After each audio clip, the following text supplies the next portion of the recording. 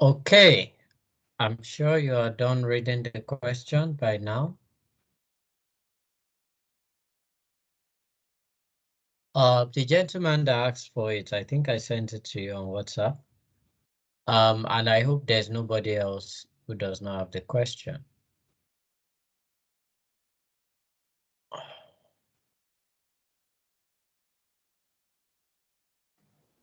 Yes, sir, I got it. Thank you very much, sir. All right. Um,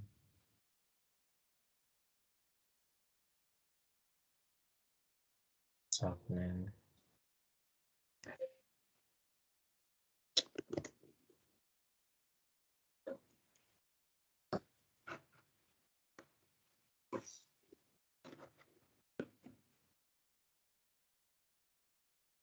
Okay. Now, we're asked to estimate the company's forecast dividend capacity for a normal year. 11 marks. We're also asked to estimate the level of dividend required from its subsidiary to give the parent company sufficient dividend capacity to meet its dividend level of $0.74 per share.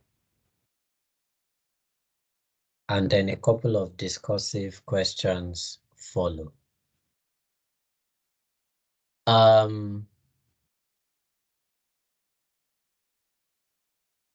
Quick question. Is Emmanuel here? Hi, Shay. Good afternoon. I'm here. Oh, brilliant. Thank you.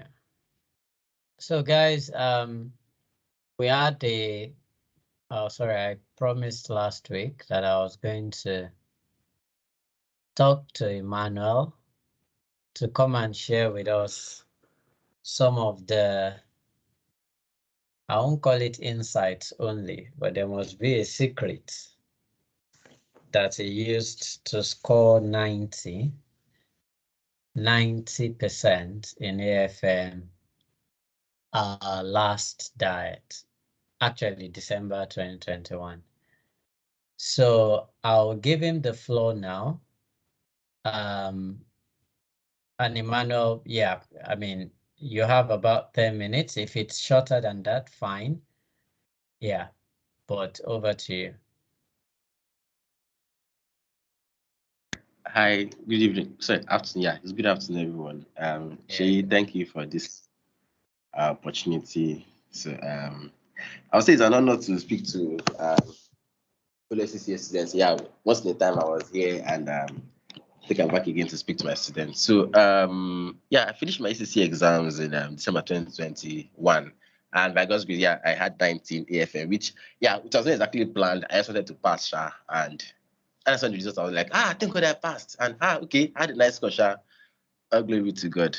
So, so I would say what I used to get my results, it's not exactly something that is far fetched. It's not as if I had expo or I carried textbook to the hall. I feel it's something that we have heard all over time, and I'd just like to reiterate a few points. So I did a little jotting earlier today of things I'll talk about to help me manage my time. So I have a sorry, I may have feedback. Okay. So I just wrote about I have like 10 lines here, which I think I'll run through in like less than 5 minutes. So okay. So the first thing I'll talk about is try and cover the syllabus knowledge wise, because I'll say it's fair to say that it is not advised before you to go into the exam hall without you having a good knowledge of what you're going to write about. ACC is it's not an exam where they have a or what we say where you can easily judge where the examiner is coming from. So it's advisable you have a good knowledge of every part of this topic, not just you reading through this text from beginning to end. Actually you having an understanding of what each topic is saying. You may not have complete understanding, but at least have an idea and ability to discuss it, because I would say this level is about the ability to discuss and apply issues rather than having technical knowledge. So next point, I would say you solve as many questions as possible. You can never oversolve. You can never say I've solved too much. I know that some people solved the past question back to back before the exam hall.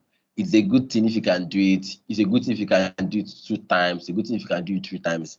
What I would say is solve as many questions as possible. Don't believe that I'm tired or I've done enough. Nothing is ever enough until you pass. So I can't say that enough, but solve as many questions as possible. And while you're solving questions, always ensure that you don't just solve the questions and mark, okay, yes, I got the answer, and you move on. I'll say for me, the examiner's report and the marking guide is more important than you getting the answer. Because for me, two things, it will give you an idea of what the examiner expects from you as a candidate, and it will show you the fastest way to get your marks. Because let's say, for example, you want to solve a question on treasury risk, and you know, okay, you have to convert the rate or convert the exchange rate or interest or whatever it is. The point is, you know what the examiner is asking for. So if they want to hedge borrowing, you have to get the cheapest rate. So once you can go through the examiner's report, you will see over time, you will see a particular workflow the examiner always uses or always expects.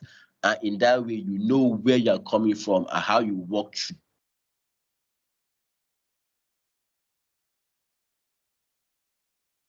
if you go through your exam process and get.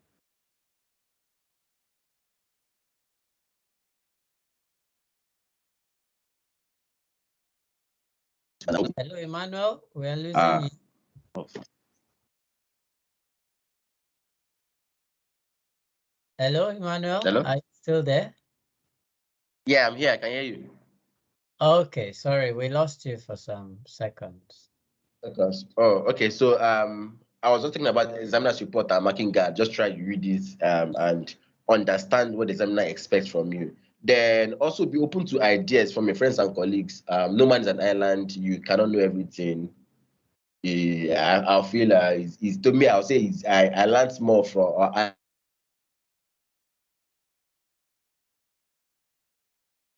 what I read myself because it gives you perspective, it gives you leg room, and it helps you cover more. Because I can remember clearly the particular question a friend of mine solved. I solved it and I got the answer, yes. But it took me longer time to do it, and he did it in like 30 seconds, what it took me like 10 minutes to do.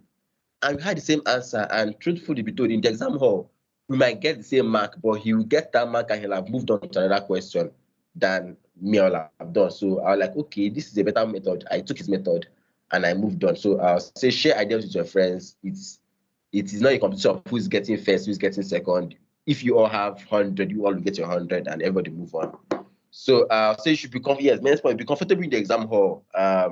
Comfortable mean being at peace about what you do, how you dress, what of hours you sleep, how you feel as an individual. Like for me, for example, I like eating for my exam hall.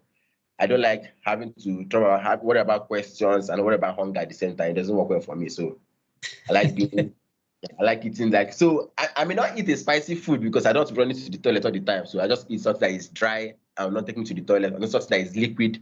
Then I have to urinate. But I sure I eat. And yeah, so for me, I'll say start from simple to easy.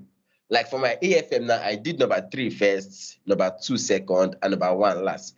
Funny, I know Sheyi always advised don't do number 1 last. For funny, I think it worked for me because I knew over time, whenever I'm solving my number 1, I try to be very careful solving number 1, and I missed so many times solving it. So I said, okay, rather than try to do number 1 first, let me do number 1 last, whereby anywhere I finish, I finish. Because I found out that I was better with those short questions where, okay, I know what I'm doing, I hit it, and I move on. If I don't know it, I don't know it, I move on. So I think that worked for me. So number 3 is always, once you solve one, you give one story, A and B or A, B, C, A, B, and C, max 45 minutes. I just do it and I move on. That's what I did for my example. Number 2 and number 3, 45 minutes each. I didn't finish it, I left it and I moved on. That's what I did. And I always say, be strategic with your time. So for my time management, what I did for my time management was I did number 3, 45 minutes, number 2, 45 minutes. Then number 1, I did 1 hour 45 minutes. The extra 15 minutes I gave it to number 1 because I know definitely number 1 is has more issues than those 2 combined. So I need more time for those 2. So I did those 3 and 2 first. Then I spent all my time on number 1. So wherever I went to, I got to that place, and that was my game plan. So always having a game plan. It's easier for you. It is It's like a 1, 2, 3 step. It gives you sequential flow in your head. And for me, make every point count. Don't just write points for writing's sake. Don't let your sheet be full. Or if, for example, they ask you, what are the benefits of having a centralized treasury unit, and it is 5 marks, there's no point giving 15 points. Once you get to threshold of 5, the remaining points, the examiner will most likely nod his head and move on. He will give you a mark there. So try to be strategic. When you know, okay, they say 5 marks, you give him 4 points. Yeah, a 4 well-developed points will give you 5 marks, no doubt, because at least some places you have like 2 points in a statement, and you are done with your 5 marks. So don't try to overkill something. Give it the best shot and you move on. Then, yeah, don't panic, because I feel panic is a great enemy. When you panic, you sweat. When you sweat, you lose concentration. When you lose concentration, you become agitated, and many things go wrong in many places. So try and always be calm. I don't know, funny enough, it's easier to say, but I just say try and be calm. And the most important thing, always pray to God. If you're a Christian, if you're a Muslim, if you're a traditional worshiper, whatever you worship, just always pray to God, because sincerely, I'll say it anywhere. I got 90. It's not that I know book pass, it's that just God did it for me. And yeah, so that's my 10 points. And yeah, I think I used 8 minutes. So thank you for listening. If you have any questions, I'm willing to listen. All right. Thank you, Emmanuel. Of course, I have questions for you, and then I will open the floor afterwards. 90 doesn't happen magically, okay? I've been teaching this paper for several years. I don't think I've had a student score up to that. I've seen 80, I've seen 70, but I've not seen 90. So first question for you is number 1. How did you do with time in the exam, or did you finish every aspect of the question, or did you leave out some that you could not answer? That's number 1. Number 2, if for you to score 90, you must have done very well with time management. And a lot of people don't do very well with time management in this paper, including myself when I wrote the paper. Okay.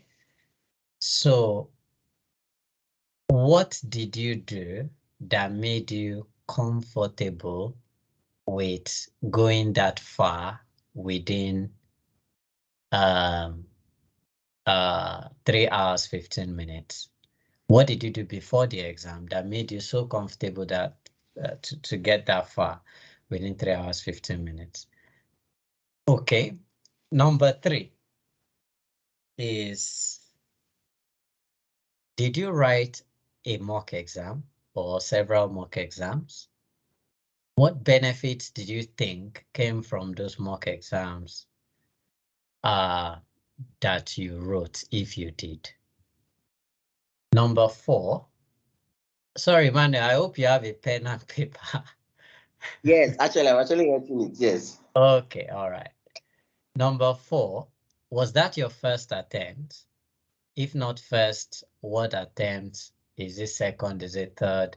And how, if it was not your first attempt, how did the previous attempt help you do much better in this December 2021? Let me stop at those 4 questions for now. Go ahead, please. Okay, so 4 questions. Number 1, how did I manage my time? So I would say I knew the exam was 3 hours 15 minutes. I told myself from the beginning. Funny enough, I had to enter the exam hall a bit early, so I'll be calm. Like I was kind of reciting it in my head. Ima, number 3, number 2, number 1, number 3, number 2, number 1, 45 minutes. So I knew I didn't need a watch because the exam software had time, so I could easily time myself. And since the time was counting from 3 hours 15 minutes downward, I could easily know when my time is up. I tell myself, man, no matter what, once it's 45 minutes, just move on. Even though you know another thing to write, just move on. Because I know most likely the next point I want to write at that point will be an extra point I'm still thinking of. So I'll say that right. Number 3, I solved and I wrote. I think when I finished my number 3, I felt like 5 minutes left. But the answers we're not yet complete. So like Ima just moved one. So I moved on like extra 5 minutes. Then it was when I was solving number 2, the number 3 answer came. So I went back and wrote it and moved on. So I was not waiting for my 45 minutes to finish in that number 3. So then my number 2, I had like an extra 10 minutes too. So all this time I committed to my number 1, though I was still going back to finish those ones. So that was it for time, and that's what I did. Once it's time, I just moved on because I feel any question you don't attempt is a mark lost automatically. Is you can't get it because you didn't attempt it, and there's no guarantee that that extra mark, that extra point I'm going to write will actually fetch me the marks I'm looking for. So what made me comfortable is I think I solved. So kind of, it may seem like pride, but it's not pride actually. I think I solved questions to the point where I felt okay now, okay, if I go to exam hall, I can do it. So so I would join number 2, 3, and 4 together. So yes, so how my AFM worked was actually my first attempt on AFM was in September. I wrote SBL and AFM together. But during my AFM exam, about 16 minutes to the end of the exam, my laptop crashed. And funny, I wrote morning paper. They tried to restart the stuff and they couldn't do it. I was still in the hall. People that are writing second afternoon paper came and met me there, and some left there. I was still in the hall waiting for them to restart the system. So finally, they told me like, okay, Ima, that they will mark me based on what I've written and they will prorate and grade me. Okay, fine, because at that point I didn't want to write the exam again. I like, this is my laptop, let me just move on. So when the results came out and I saw only SBL, I passed SBL and I didn't see my AFM results. Then they sent me one very worded English mail that Osha, at the long end, I had to rewrite AFM because they cancelled it based on the fact that it did not give them an objective performance review, or I forgot English they use. So I had to write my AFM. And yes, I was pissed off. I was angry. I was a bit little depressed because I felt like, okay, I'm done with ACCA. But what really helped me was I channeled that anger into the exam hall. So what I did was results came out in October-ish, yeah. After the first weekend, I went to Ivy League every weekend, Saturday and Sunday, till my exam. Yeah, I feel it's something I just had to do because it's just my last shot. I don't want to move it to 2022. So I was there every weekend, Saturday and Sunday, no church, nothing. And like 2 weeks to my exam, or yeah, 1 week to my exam. No, 1 week to my exam, yeah. I went to Ivy League throughout the week. So I took 1 week leave and I went to Ivy League throughout that week for that month. So since the exam was Friday, I was at Ivy League every day from Monday to Friday. I'll come in the morning, I'll come with food, or I'll buy food, and I'll solve as I can. I'll sleep there. Sometimes I'll watch film and continue solving. That was how. Then for more, yeah, I won't say I did plenty more, but I was just solving questions. Sometimes I'll put myself 3 hours. The 3 hours I'll not finish it because I don't know what to write. But I made up my mind that okay, man, just continue solving. So I did. I can't count. I was just solving questions. I had a friend. We wrote together. Our plan was to do 10 diets, and I think we did like 5 or 6. I don't even know, self. But we were just solving. We were just solving and we were just solving. We just solved and solved until we got to the exam hall. And yeah, so I think I've answered 2, 3, 4 together. So that's why I did my exam. I just solved and solved. I was not really counting it because counting to give me so a false confidence. I feel like you might just solve, since you have time, just to solve until you get the exam hall. So that's what I did. Okay. Thank you very much. So the floor is open now if you've got any question for Emmanuel.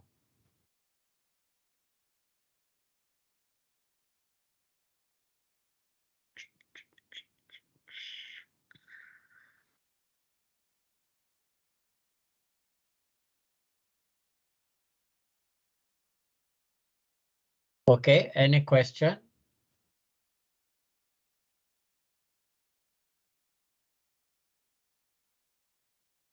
All right, looks like there's no question. Oh, okay. Do you have a question? Yeah. Yes. Okay. So, well, I don't. Well, mine is not really a question per se, but just to appreciate one of the things you mentioned in particular, which is the aspect of not panicking. Uh, so I think that diet he wrote that I said the system crashed. I think I also wrote that diet, and there was fire in the exam hall, and close to like 30 minutes before the end of the exam, and there was a panic setting. Let me use that word. So that is emphasis on panicking is quite appreciated. Not panicking either. Then the other one I would like, I think it's a question to Ivy League, and is that there's an aspect you mentioned of coming to reading from the beginning of the week to the exam period. So I just want to like confirm that, because like I've been attending the class online. So can I also come around during that last week and stay in Ivy League for that period towards my exam period? But I also intend taking a week at least, so that I can study from morning to night and at least till the exam day. So that's All my right. question. Okay, thanks, Babs. Yeah, so yes, Ivy League is usually opened, so you can always come in. The only thing we don't do is to allow students to stay overnight. Okay, so but you can come in during the day, study till night, and come the next day.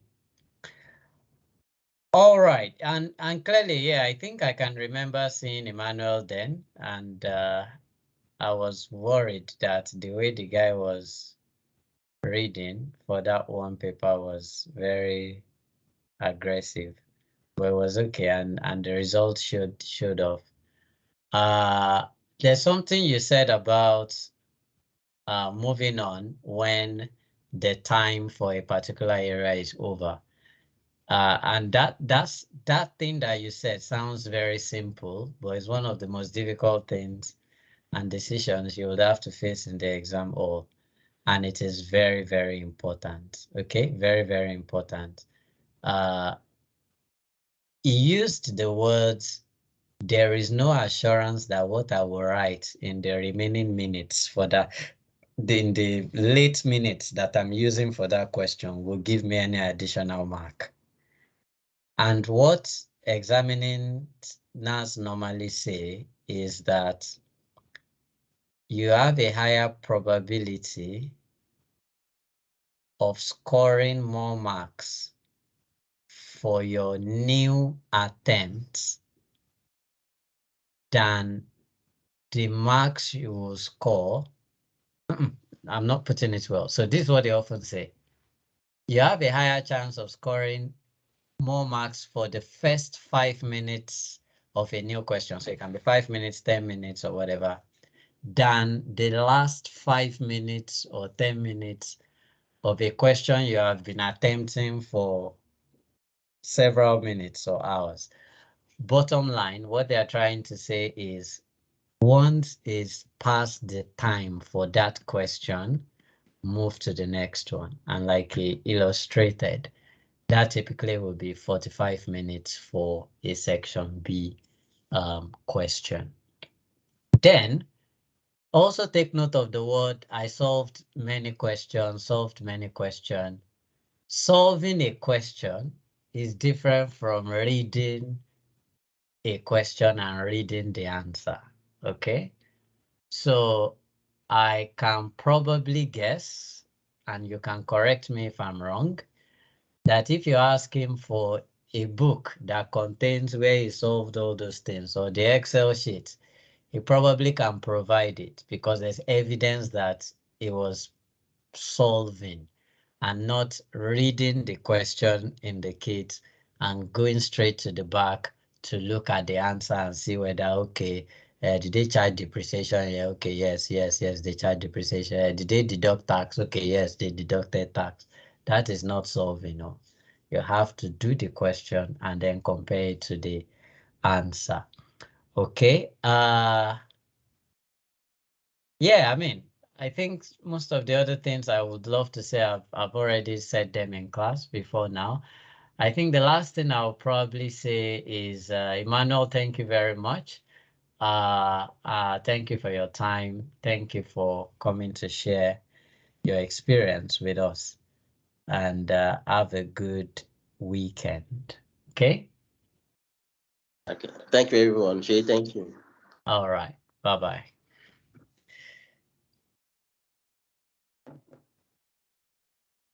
Okay. I know I've told you guys this before, or maybe I've not.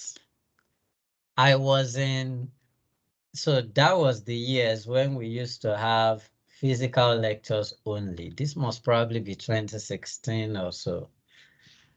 So in that class, there was a lady, and she's always sitting in the front, and sometimes comes late to class.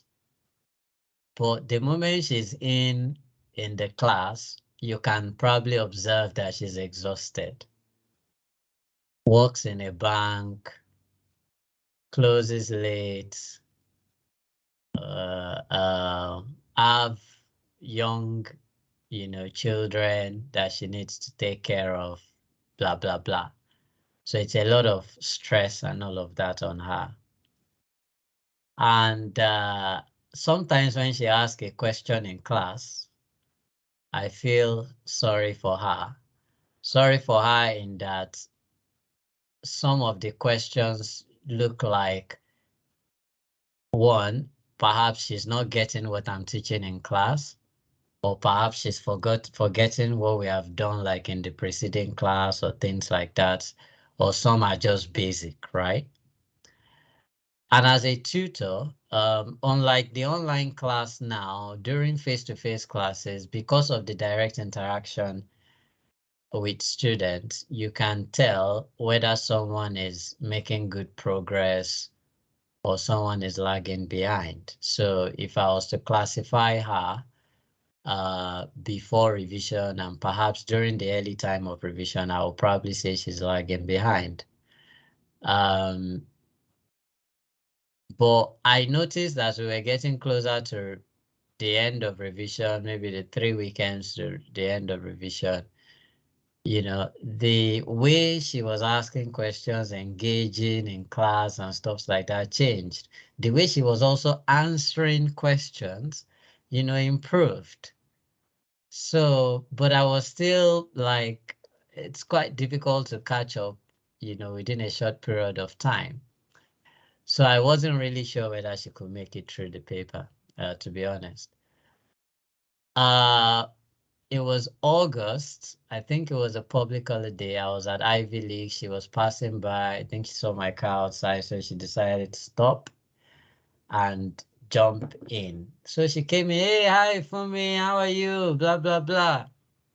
Oh, she, yeah, I'm fine. Now, once results are released, we have two responsibilities. One, to rejoice with those who passed their paper, and two, to encourage those who did not pass their paper to keep going for it. So in my mind, I was already like, I need to do some encouragement here. I mean, I just felt like it would be a miracle for her to pass. And she was like, oh, she even, I dusted the FM. I was like, hey, you dusted the FM? Ah, that's interesting, blah, blah, blah. What did you score? So she was like 72. I'm like, 72? Okay, so we just said, and then when she was leaving, I was like, Fumi, come, wait. There must have been something you did differently that gave you 72 in AFM. What was it? So she said, okay, 3 weeks to the exam, she improved her study time.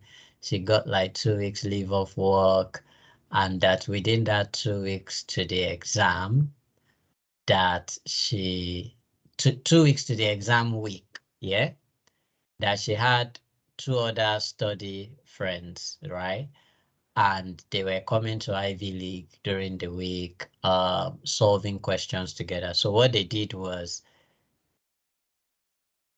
Monday, because she had another paper she was writing, right? So, but AFM was our problem child, out of the two papers.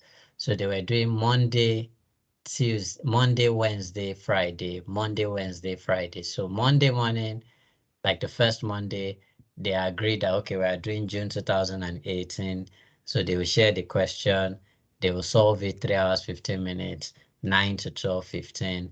They will take a break, come back, exchange their scripts, mark it, you know, that kind of fun marking. Ah, you got this one, you didn't get this one. So they will be marking, they will read the theoretical side to read the marking scheme, try to give themselves some mark. Though it took time, but that way they were learning from each other's mistakes. They were seeing what, and so bottom line, they did that 6 times, you know, Monday, Wednesday, Friday, Monday, Wednesday, Friday, the second week. So she effectively did 6 mock exams under timed conditions. Okay. What am I trying to say? I mean, it's possible to get a 50 something and move on. Perhaps that's what most people want. But the people that get the very high score, you can see that there's a pattern of behavior that is consistent, okay? And that's adequacy of question practice, right? So, and as I normally say, some people will not write mock exam and pass, but some people will not pass until they subject themselves to enough mock exams, because not everybody is good with time management. I've seen people that when they said 45 minutes to go, 1 hour to go, that's when they are leaving question 1. So if you are leaving question 1 hour to go, there's a chance that you will use that 1 hour to do your second question, and then there will be a 25-mark question that was not done.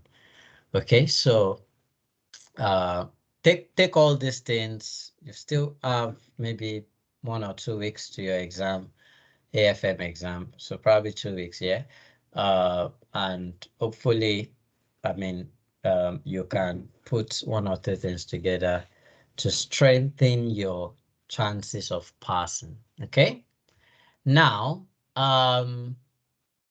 if there are no questions, I mean, when I was trying to select the questions for this last day, I struggled to see a question that I could bring to class, knowing how we have allocated the last 9 diets.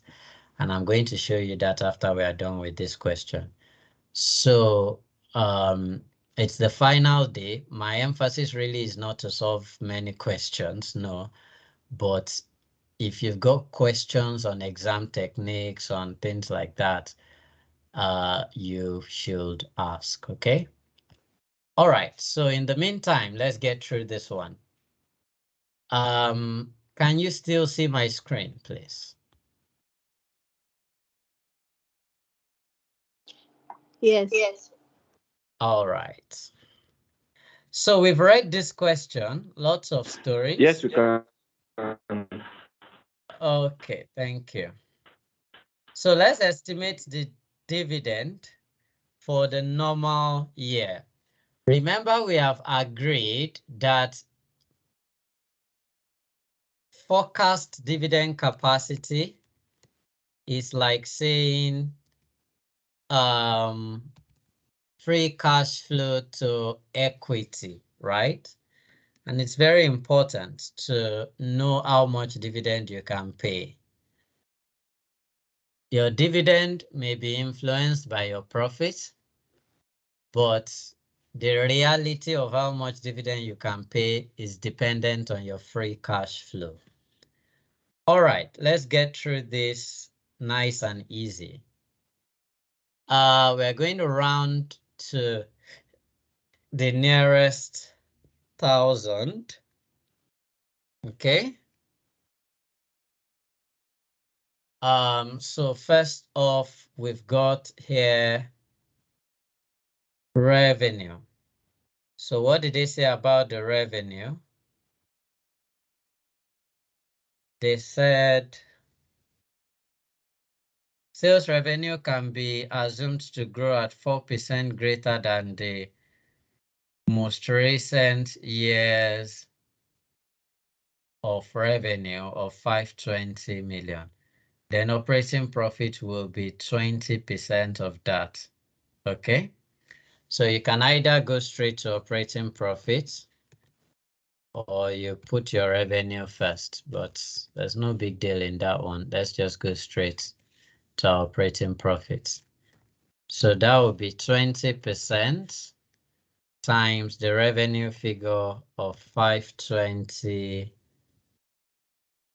million So if I'm rounding to the nearest thousand, I'll call it 520,000. And then I grew that by 1.04.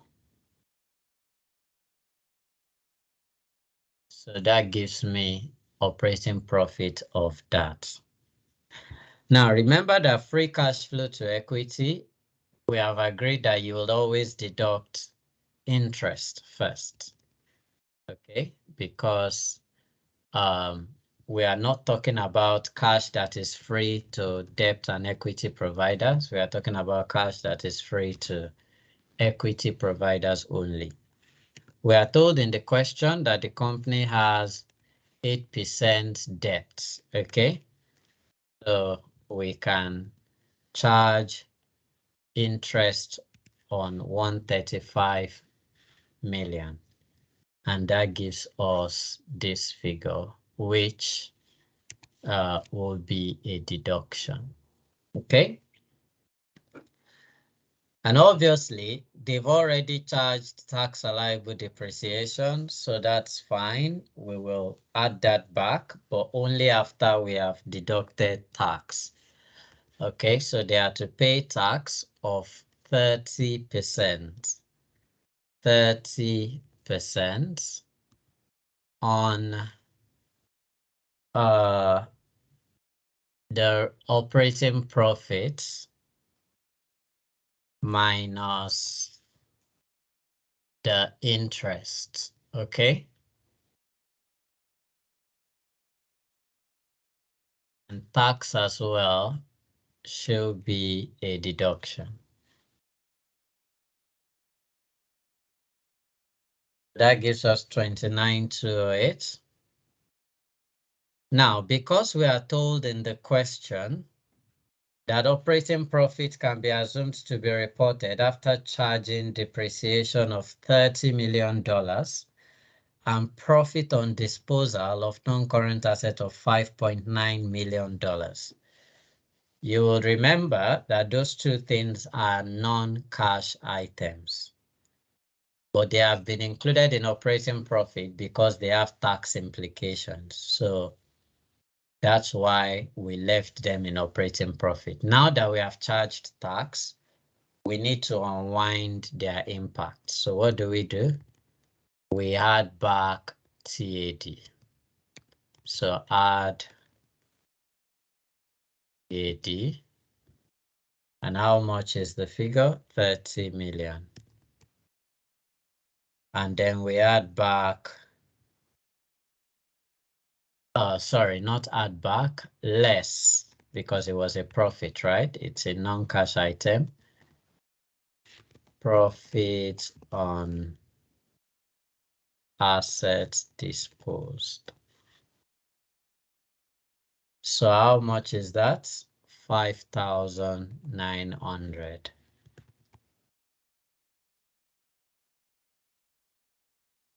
Okay, and still on that line, we're told that the cost of the non-current asset sold can be assumed to be 35 million, and its accumulated depreciation is 24.6 million. Depreciation is allowed for tax, and the profit on disposal is fully chargeable to tax. Now, why is this other information important? Remember that once you have deducted interest, you have deducted tax, you've added or deducted non-cash items. The next thing is to deal with your net investments.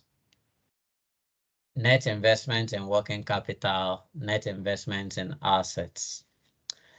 Typically, what we have seen so far in most of the questions that we have solved is just investment. They hardly tell us that an asset was disposed.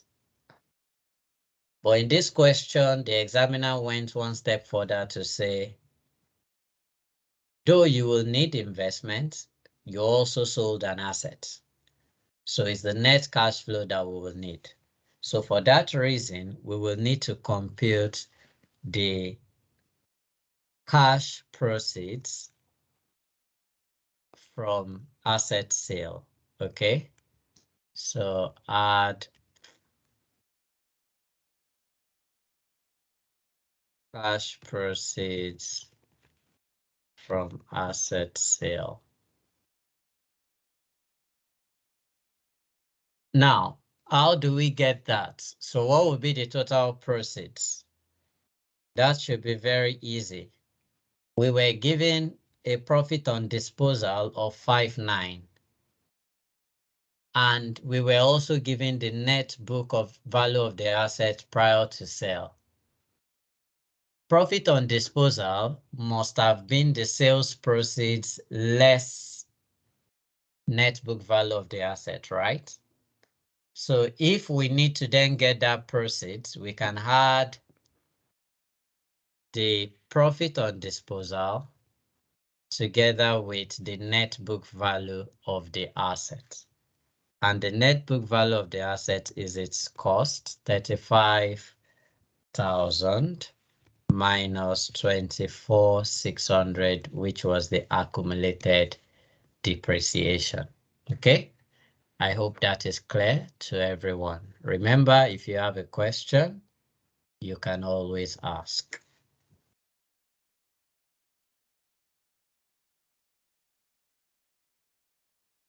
All right. Then we discuss the investment, which is a deduction. Investments in assets. That's non-current assets, yeah? So what did they tell us about that? Note 4 says the net book value of non-current assets at the year end is in the most recent accounts. Okay, most recent accounts. So last account is 110 million. To maintain productive capacity, sufficient investment to increase this net book value figure 12 months later by 12 months should be assumed in line with the increase in sales. The calculation of investment required for the year should take into account the depreciation charge of 30 million and the net book value of the non-current assets disposed of during the year. One of the reasons why I brought this question to class, we've already done one of it, which is this cash proceeds from asset sale. Now, this is the second one. In normal questions on free cash flows or dividend capacity that we've been solving, they will just tell us investment in assets is maybe X% of growth in revenue, or give us the actual value, you know, or pretty much make it straightforward to get it. But here, they want us to get that investment in asset that you will need for the normal period by reconciling our opening and closing balances, okay? So what do I mean? Look at that note 4 again. That 110 million is effectively your non-current asset as at the beginning of the normal period, because this is the figure as at the end of the last account that is available, right? I haven't said that. Now watch what the next sentence says. It says to maintain production capacity, productive capacity, sufficient investment in assets, sufficient investment to increase this net book value figure 12 months later, that is throughout the entire, what's the name? Normal period, by 4% should be assumed. Should be assumed. So we are given what our required non-current asset balance should be as at the end of the period. So if we know what the opening balance is, and we know where we should be as at the end of the period, then you can as well argue that the differential is your additional investment, which ideally would just be the 4% increase, right? However, during the period, they will charge depreciation on that opening balance. During the period, they disposed of an asset. So we need to take care of that movement. We need to take care of that movement. Okay? So effectively, I can come here and do that as workings 1.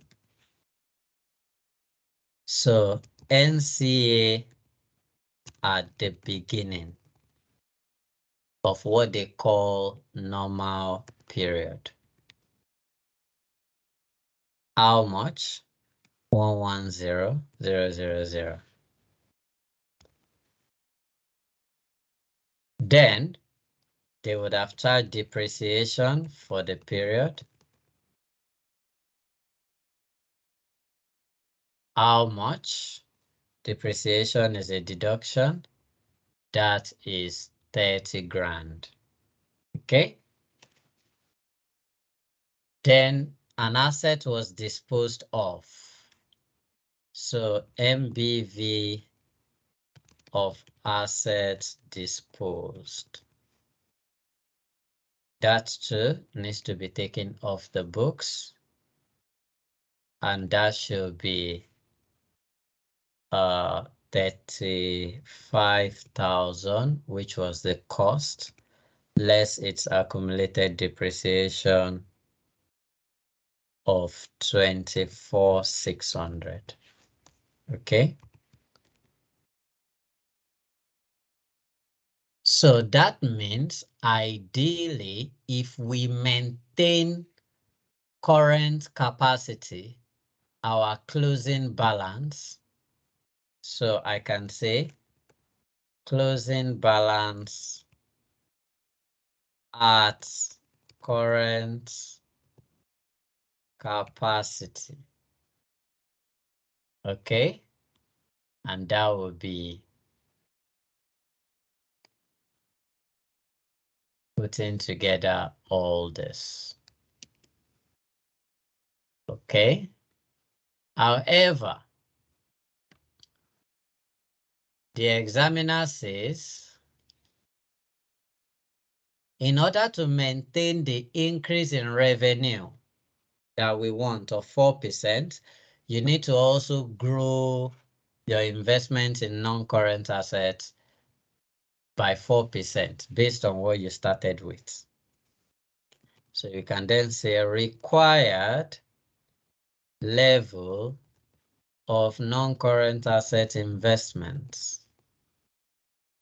That will be 110,000, as we are told in the question, grown by 4%.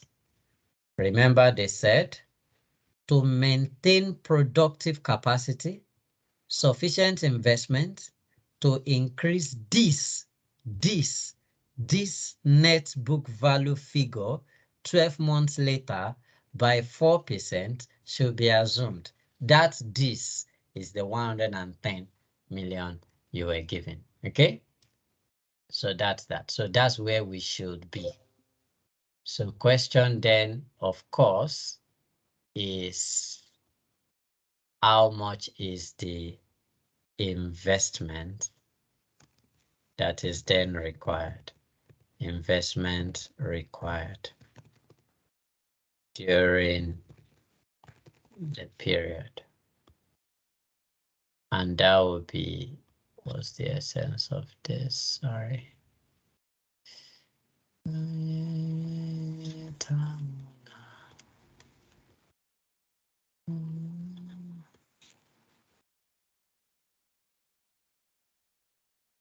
So that would be this minus this, right? That gives us 44,800, okay? So we bring in 44,800 as our investment and assets, okay? So you see that? A little bit of creativity. I mean, perhaps in real life, this is what you would have done anyway. You project what level of growth in NTA that you need. You compare with what you already have in stock, and you determine the net investment that you will need.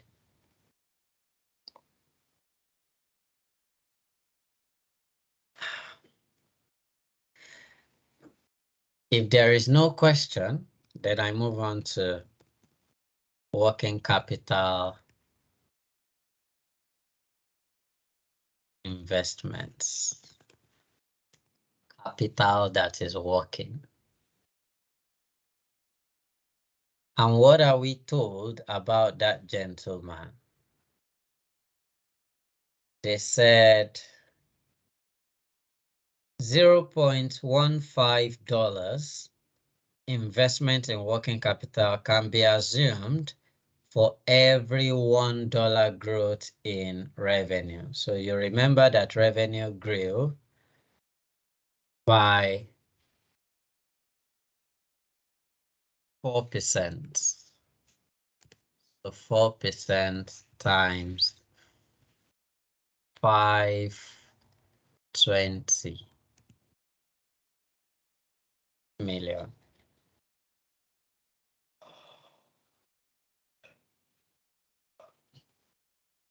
Of course, that should be in jackets.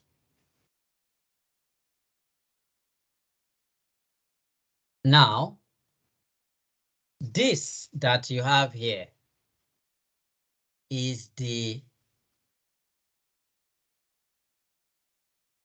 dividend capacity of the parent company without considering the dividends it expects to receive from its subsidiary, Boascott. Okay? So what are we told about the dividend that it expects to receive from its subsidiary? We need to go there and read about that. So they said, where is that? Okay, let's just, Aturko directors have decided, oh, sorry, Boascott's pre-tax profits can be assumed to be 45 million. So that's pre-tax profit. They will pay tax on that and they will have post-tax profit. And in the first paragraph, they are told us that the board decides that it should receive 60% of Boascott's core post-tax profit and has allowed Boascott to use the remaining retained earnings to fund investments chosen by its management. What did we tell us about tax? What did they tell us about tax? The parent company pays corporation tax at 30%. Boascott pays corporation tax at 20%. A withholding tax of 5% is deducted from any dividend remitted by Boascott. There is a bilateral treaty between Italand and Halia.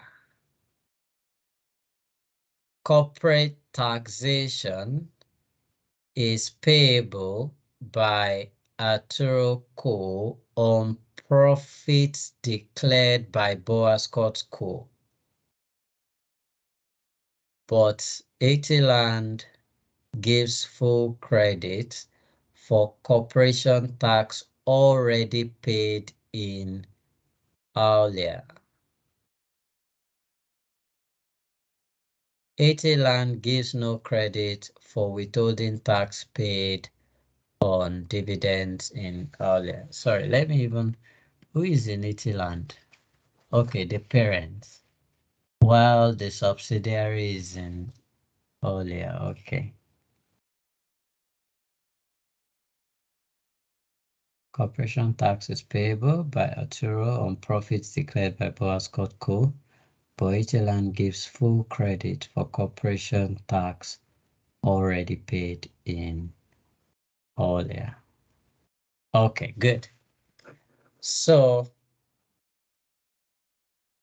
any profit that you get, you pay tax on that.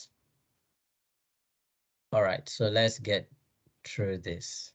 So the profits of Boas Court, so let's say add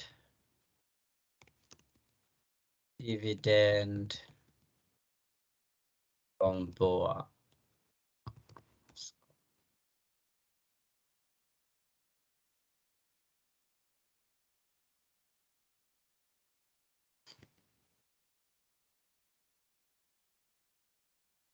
And that should be, how much is the pre-tax profit? 45,000. And you pay tax of 20%. So I can say 45,000 times 0.8. Okay. And then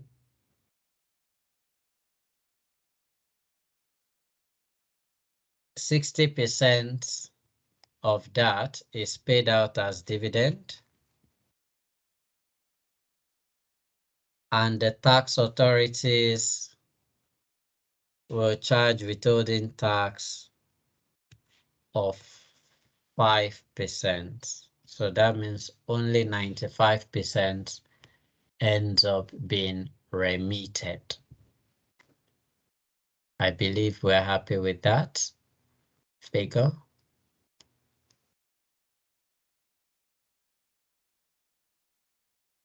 But then you will see that a bilateral treaty exists between the two companies.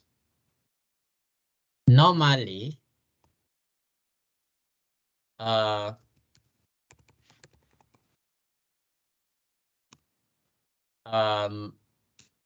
parent company Arturo would have paid 30% on this income.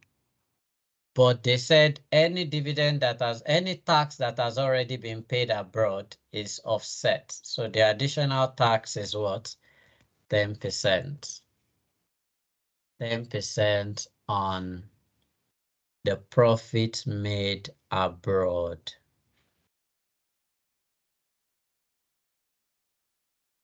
Which in this case is 45,000. Remember, we charge additional tax on your overseas profits, not what is being remitted.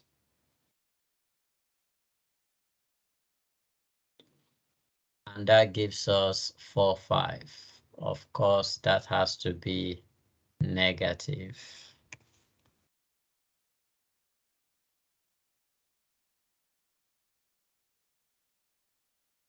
So I do not believe there's any other thing.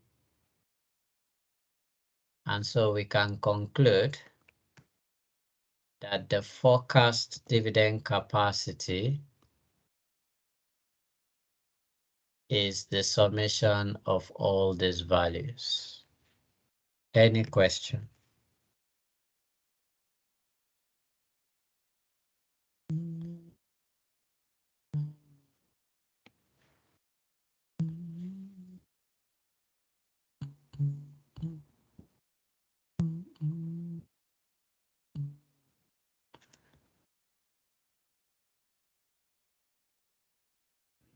Hi, Shay.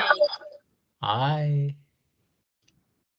I'd like you to explain why the additional tax is charged on the entire profit of 45 million and not their share of the profit, please. It's the same thing we do with international investments. This is Arturo's company. It's not an associate or some sort of investment that they are just getting a return on. It's part of the company. So we are told in the question, let's go to the question. So the question says,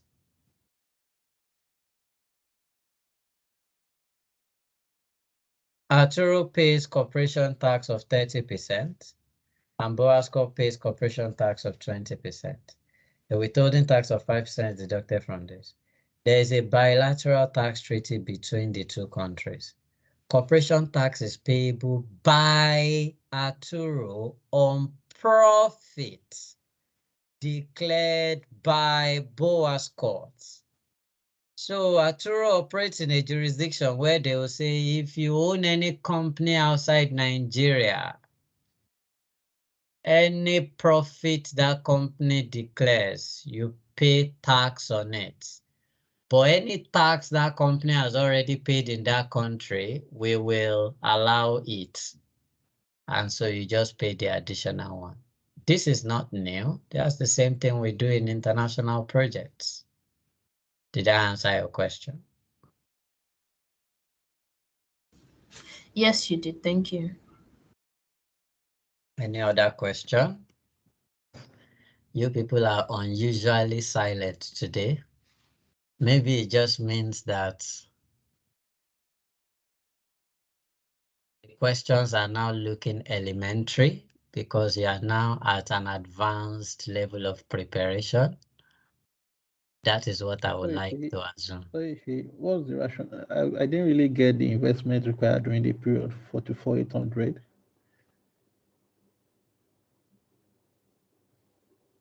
What didn't you get there? What didn't you get? How we arrived at that 44,800?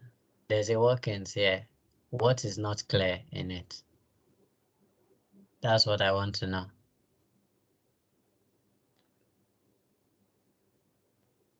So what's not clear? And the rationale for that figure, really. Hi, Shane. Yes. Sorry for drawing you back. Please, I joined late. Which your question is this, please? Evan Limited. Sorry, was it a past question? I didn't get. It is past, present, and future. Are you on the WhatsApp group? No, I just joined today. Ah, you are on a long thing. Okay, anyway, admin, are you there?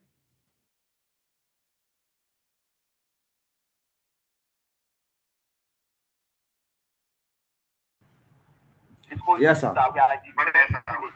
Lucky. Sir? I warned you guys that you should stop sending people to my class if you will not add them to the group. How will they get the questions that I'm solving if they So in the class? I think it's those. I think it's those that are registered for the free revision. You guys should, if anybody hasn't registered for it, create a group for them so that you can get the question. So there's someone in my class that needs the question. Please reach out to him and forward the question. Okay. Okay, sir. Thank you, Shane. All right. So to the gentleman that asked me about non-current investment in assets, I was trying to ask you a specific question, but you ensured that the question remained general. Okay, let's answer your question. Go back to note 4 because everything you need to know is in that question. And I want to believe that for you to have gotten to this level, you would have done basic accounting. Basic accounting requires that when you have non-current as at the beginning of the period, you will charge depreciation for the period. There will be additions for the period, which is the assets you will need to acquire In fact, let me write it out for you. You will have opening balance, Abi, basic accounting. You will deduct depreciation, Abi, less depreciation. You will less disposal as well, Abi, and then you will add additions of assets. And then what will you have at the end of the day? Closing balance. That is what accounting taught us. Examiner then says your opening balance is 110. For you to sustain the sales projection that you have projected, you need to grow this opening balance by 4%. So 110 times 1.04. Egole 0.04. This figure, you see, 114.4. Okay. Then what you need is not this 114.4. This is a balance sheet figure. This one too, balance sheet figure. What you need is the cash flow for the period related to addition. Okay. So what do? You bring in the depreciation they charge during the period, less 30. You bring in the asset they disposed of during the period, less 10.4.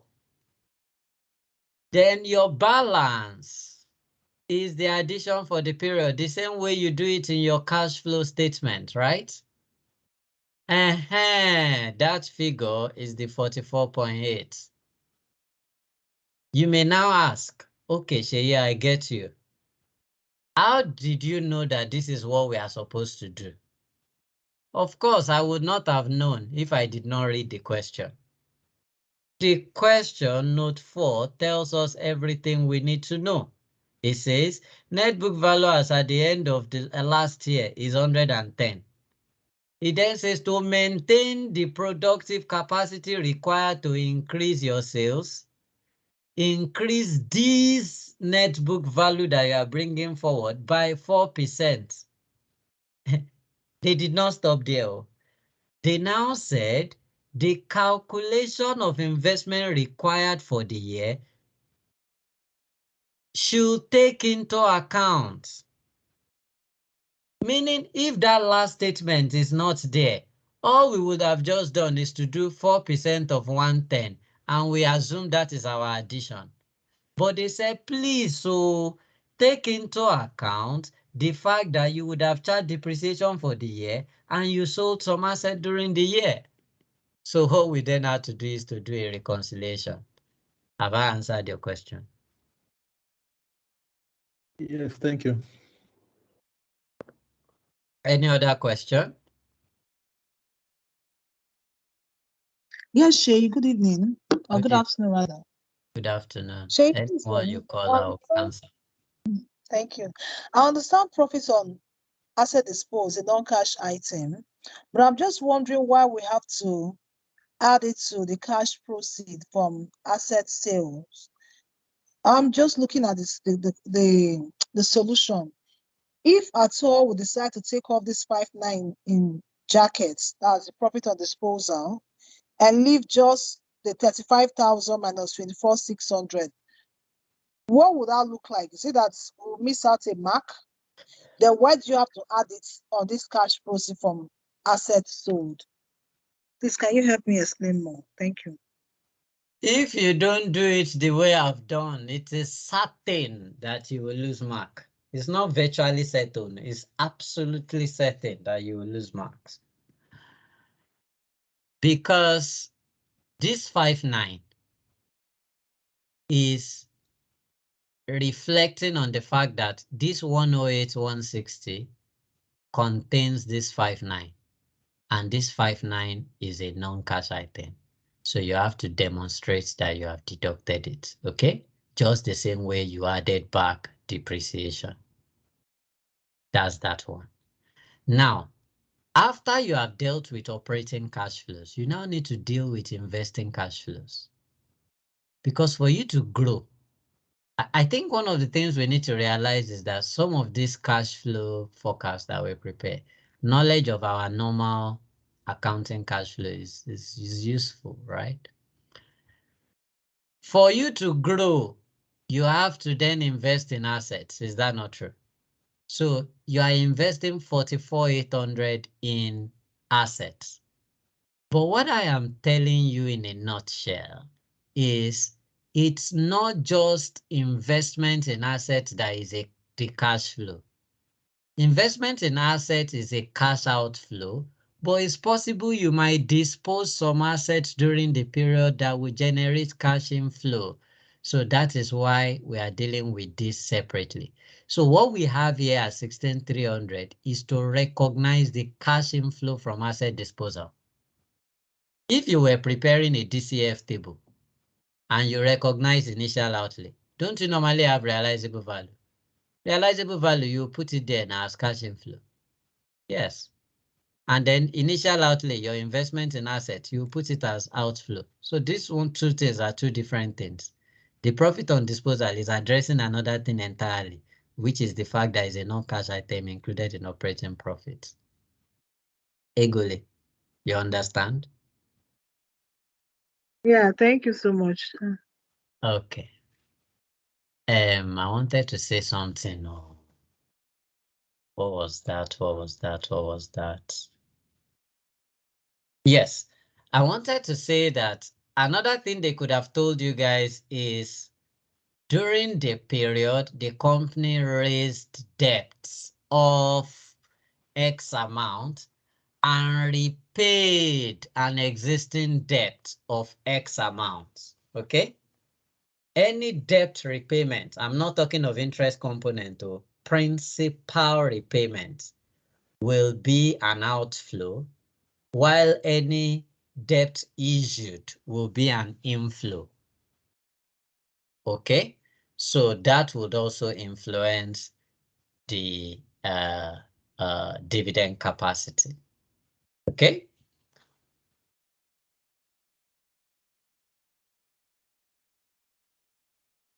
And your debt repayment is also possible. They may be wiser, the way they've done in some questions that we've solved, where they ask you to get amortization table.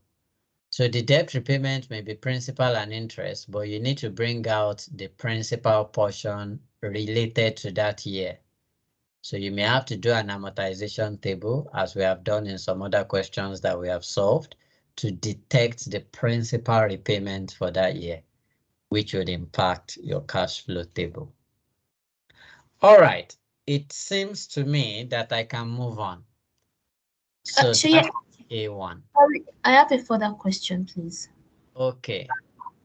Ask. I'm going back to the question to read through to see if there's any debt in the question, because I want to believe that the dividend capacity is when we are supposed to like deduct interest and debt to get the free cash flow to equity. I don't know if my question makes sense, but just please answer. No, that's not the problem. The problem is that you have not asked any question.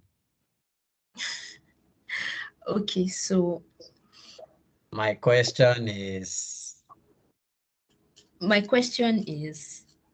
there debt in this question? If there is, have we deducted? If we haven't, why haven't we deducted? Fantastic. Only me, I should answer 3 questions. Okay. Number 1, there is debt in the question. Number 2, we have not deducted. Number 3, we did not deduct because there is no evidence that we paid back any part of the debt during the period. Nor did they issue any new debt during the period. To answer your question. Yes, you did. Thank you. Okay.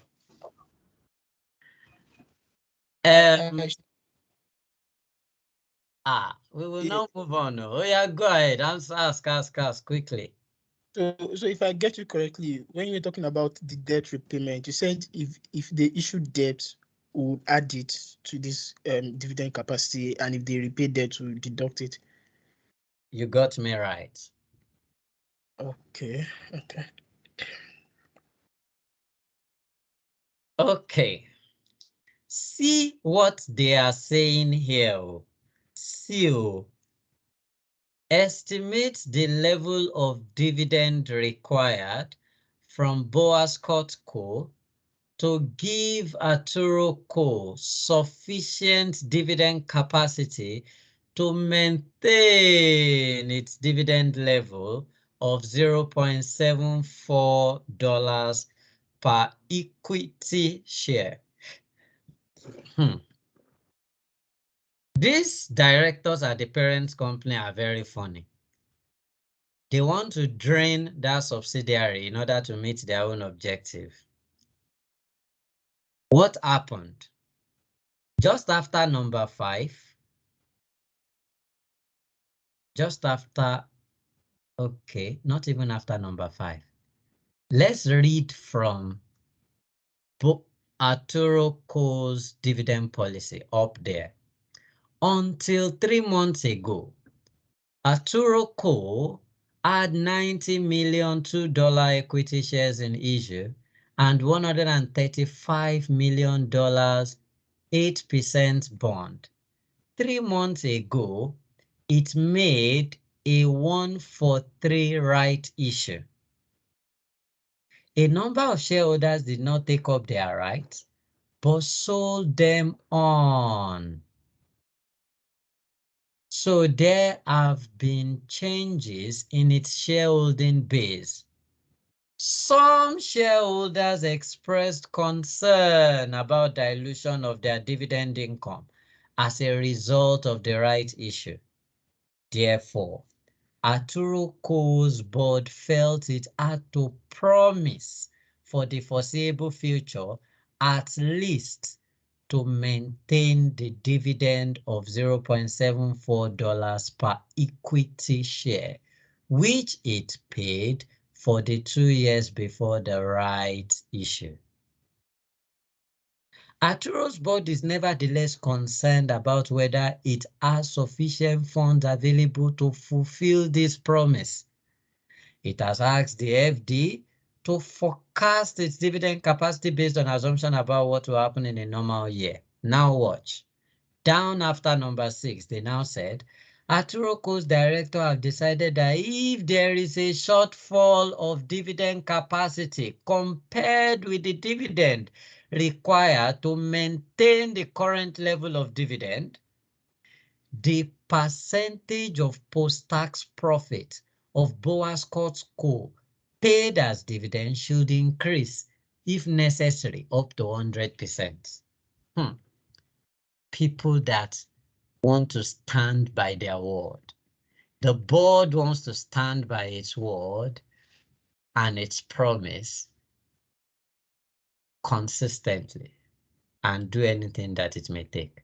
Now, the examiner is asking us, estimate how much dividend is required from Boas Court to give Arturo sufficient dividend capacity to maintain that level of dividend. Very easy thing. Maybe that's why they even put 3 marks there. First thing you want to ask is, how much dividend do we need to pay out? Next thing you want to ask is, what is the gap that is available based on our capacity? The next thing you will now ask is, how much must come from Boas Court? Abi? That's simple. So, dividend required based on promise. Egole. Okay. Hey Google. Sorry.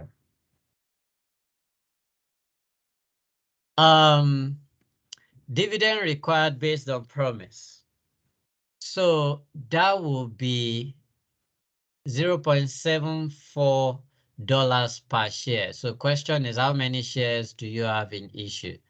So I will say number of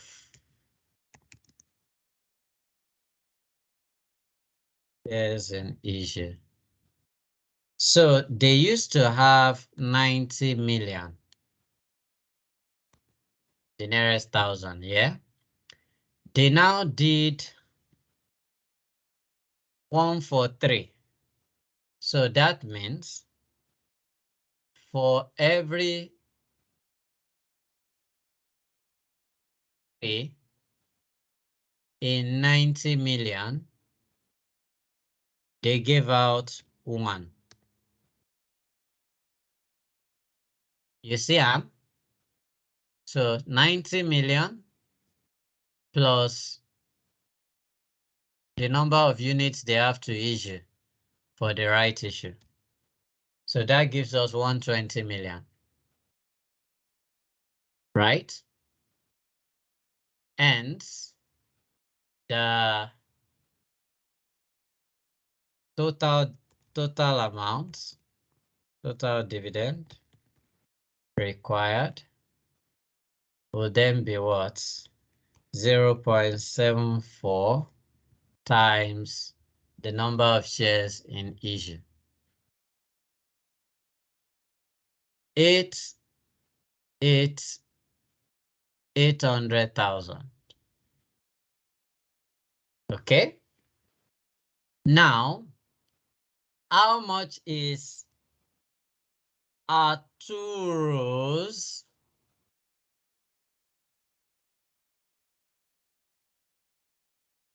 capacity to pay dividend? 76,652. That means gap will be filled by BOA equals this minus this, right? Now, question is, what percentage of BOA Scott's dividend, tax, BOA Scott's profit, not tax, will this represent? Because that's what they want us to determine. Okay? So currently, how much do we get from BOA Scott? So see what we'll do. Current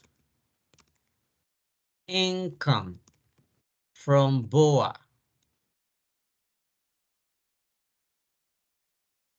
BOA Scott. How much are we getting from them? 2520. Is that not true?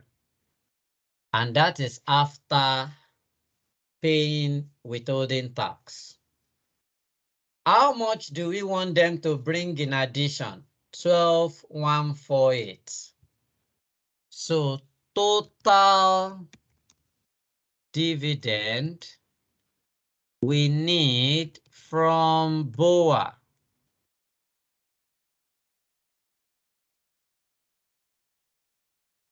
will be what? The gap it needs to fill plus what it is already doing. 32,688. Now we need to walk back, right? Before withholding tax will equal what? This figure divided by 0.95, right? That is, we want to know what the distributable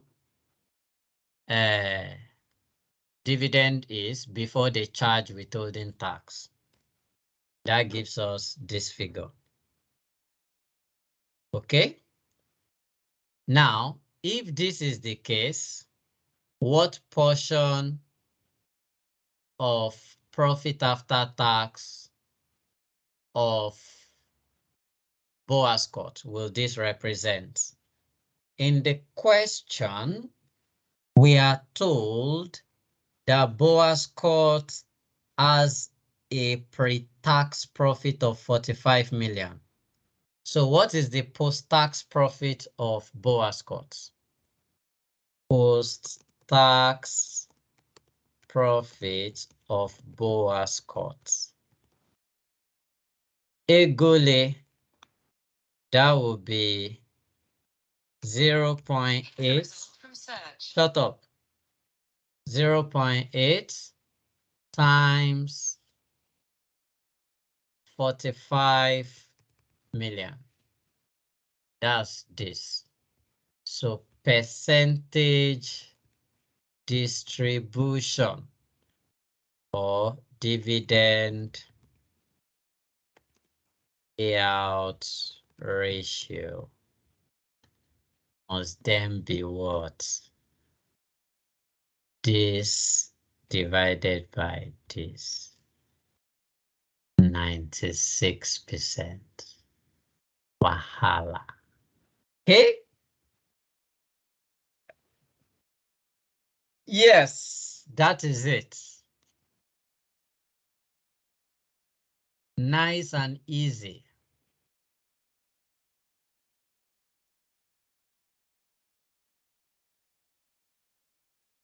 Any question for me? Anything you want me to re-explain?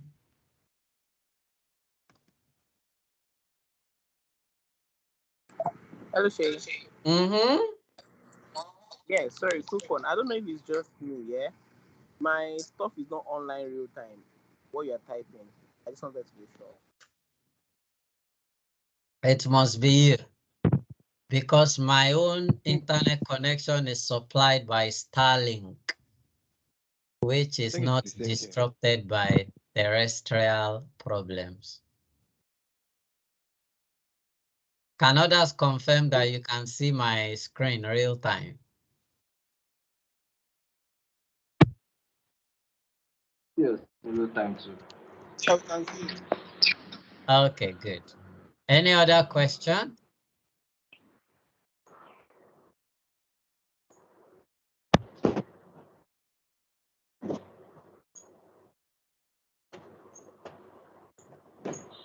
Okay, in the absence of any question, please mute your mic and let's move on.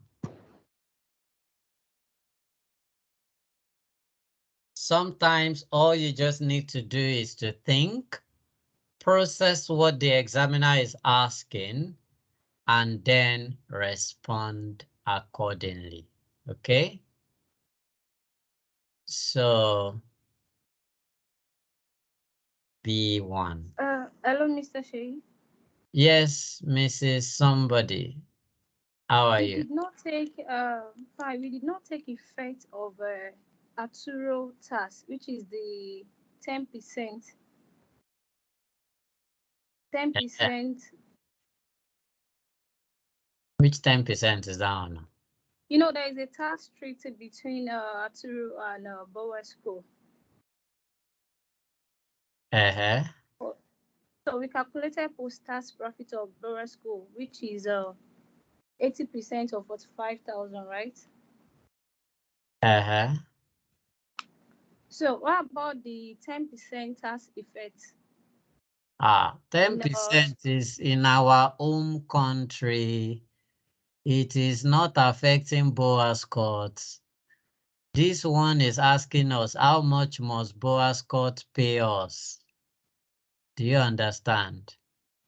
So you cannot consider the 10% because it is not affecting Boas Court. That one is an home country cash flow. Okay, thank you. Yeah. Sir, please, I have a question. Ask.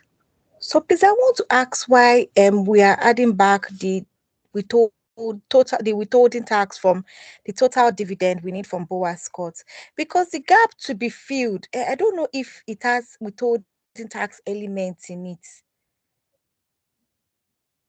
The gap to be filled. This one, eh? Yes, sir. Okay, wait. Let's check. We got the number of shares. We got the dividend that what's the name? Arturo needs to pay. We got what Arturo can currently pay. 76,652. We got the gap. This gap is saying, remember that this 76,652 is coming from here. This forecast dividend. Remember that this forecast dividend contains what? 2520, which came from Boas Court. Remember that this 2520 that came from Boas Court, we charged withholding tax, because any amount that will be paid from Boas Court, they would have charged withholding tax. So that's why when you see that we go here, current income from Boas Court, 2250. This is what you should focus on. There's a withholding tax on that 2250. Okay. Then we now said, what would we need from Boas Court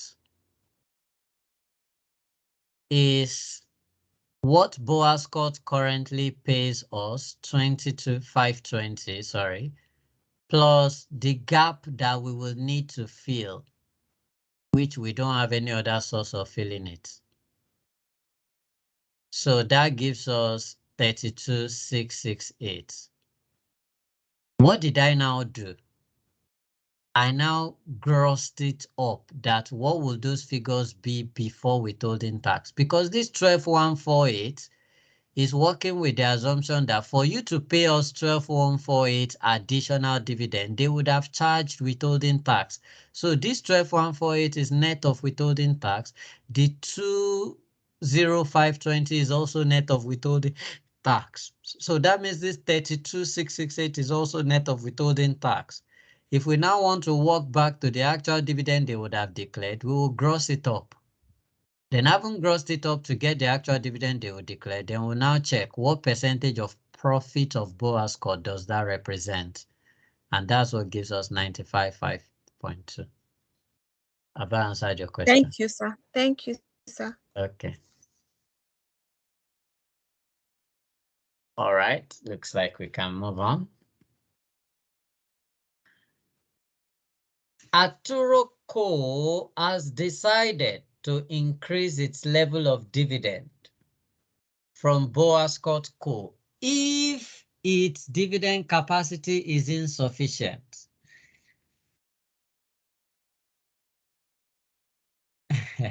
Required. From Arturo Co's viewpoint, discuss the financial benefits of and problems with this decision. Ladies and gentlemen, I'm listening to you. What do you think are the benefits or problems with these decisions?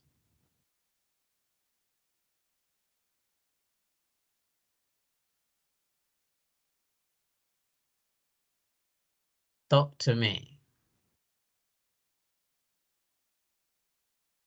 Okay, take time to think. Don't worry. It's important to think before you talk. Okay, so take time to think. When you are ready, I'm available.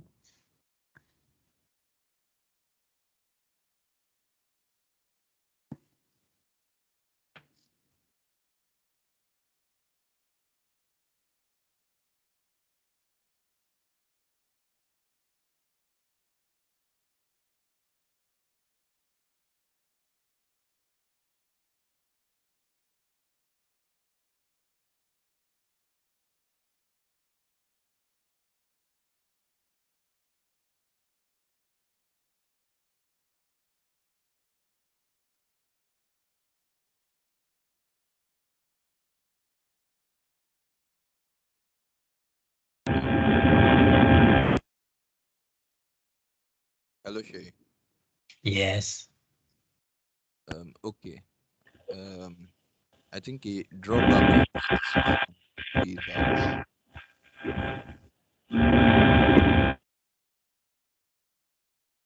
a drawback of this decision would be that the management of Boa Scott would lose motivation, since if they are paying about 96% of their profit after tax to the parent company.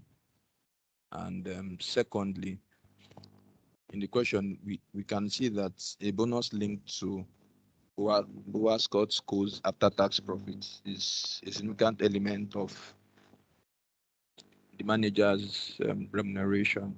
So this as well would also contribute to that. And already they've lost a senior member of their management that has gone ahead to join a competitor. So they may even lose more members with the management team as a result. Okay.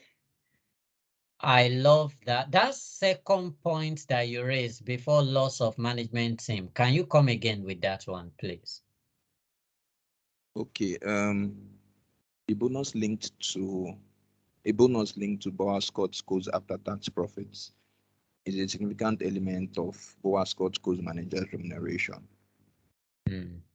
Yeah. So it appears as though the bonus makes up a huge part of their wages, and if okay, I can't really link it anymore. And link it anymore. Okay. Okay. Yeah, go ahead. Can I? Okay, all right. So if Boa Scott is not allowed to retain some of its profit, right, it could deter its ability to invest in positive projects, right? Though they mentioned here in the second paragraph that they can invest, Boa Scott to use its remaining retained earnings to fund investment chosen by its management. So if they are unable to reinvest some of their retained earnings, it could deter growth, right? And I said they are in a competitive environment. So if they are unable to grow, it would in the future affect the profit that Arturo is getting. So indirectly, this 100% or 95% they think they'll be getting from Arturo could deplete, right? So if it depletes, they would also be unable to reach this dividend capacity they want to give to their shareholders. So in another side, if they are in one place telling them that they are giving them discretion to make investment decision and also taking the power that has taken all the pretending they are making. So indirectly, they are not giving them any power at all to make investment decisions. So it would affect the management of Boa Scott and also affect Adsuroko in the end. So on one side is the financial effect, and on another side is the motivational effect it would have on the management of Boa Scott. Okay. Good points. Very good points. In fact, I love the clarity of your points. I mean, both of you actually. The only problem is that you guys are seeing the problems. You've not told me the benefits. And there's another problem. I think the lady was a bit more careful to ensure that she does not fall into that pit. They said from Arturo's viewpoint. So any point you will give me, you must link it to Arturo. Fortunately, any problem at the subsidiary level is also the headache of Arturo, right? But you have to be able to demonstrate that linkage. So for example, if you tell me loss of motivation and you stop there, you have minimized it to the Boa Scott level only. But how can that affect Arturo in the longer term? So this lady, for example, that just spoke, said they may not have investments, they may not have retained funds to reinvest. She now said that may then deter the ability of Boas Court to continue to grow in a manner that will ensure that they maintain that dividend payout rate. Remember that this 95.52% is not really the thing. It's the money that these guys need. So if Arturo's profit falls, then this 95.52 may have to increase to 100%. And that's why they've used the word in a normal year. So that means even if Arturo itself does not do well in any particular year, they may ask what's the name, Boasco, to pay in more dividend. If Boasco does not now do well in any particular year, then Arturo may never meet up with that promise. So that's just the bottom line. Link it to Arturo. Okay, can you guys give me benefits?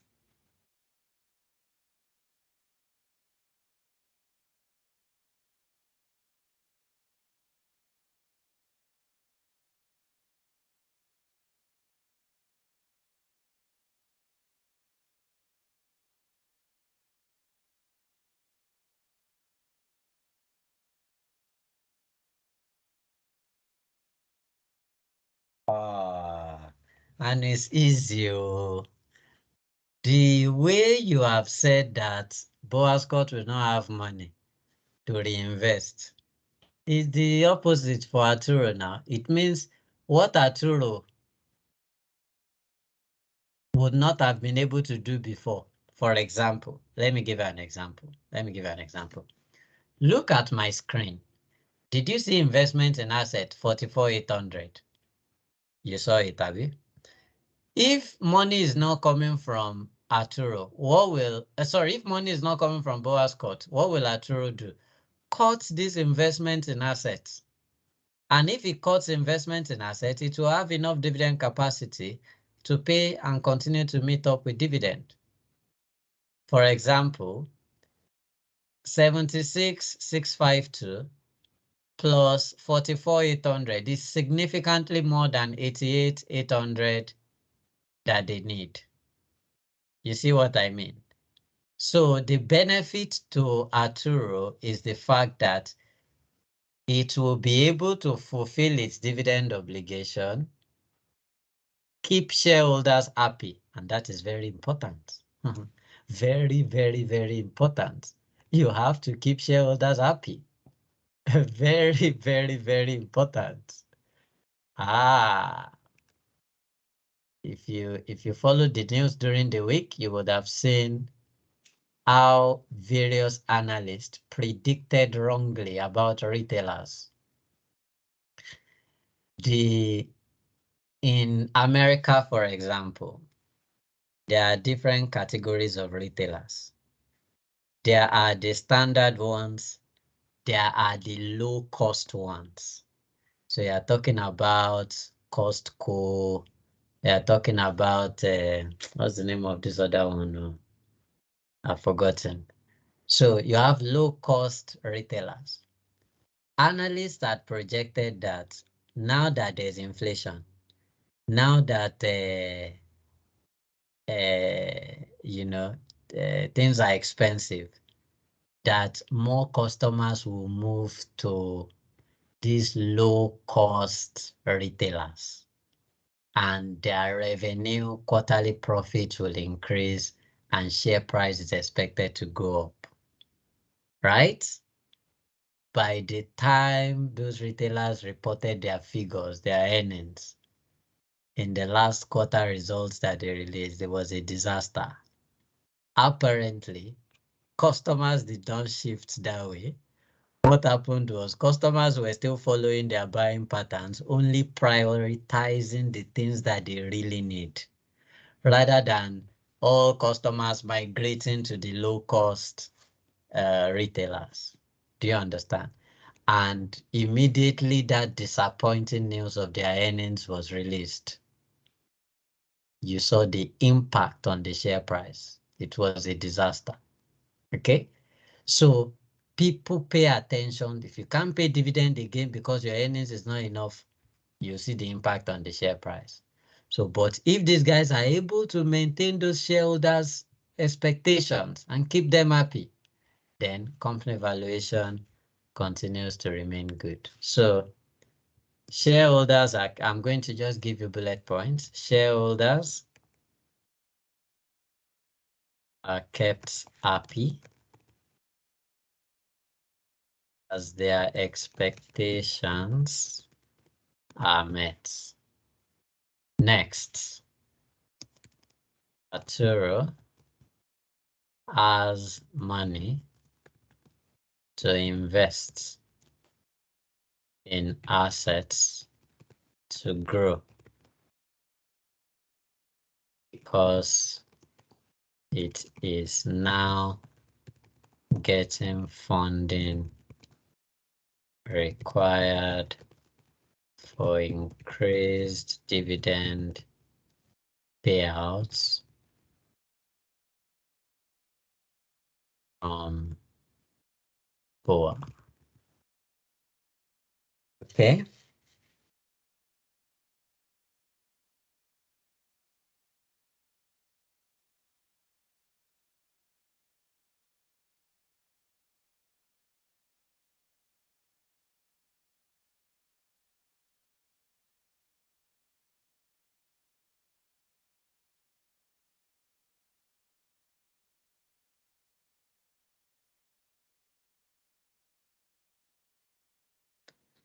Were the things that you told me about BOA may not have enough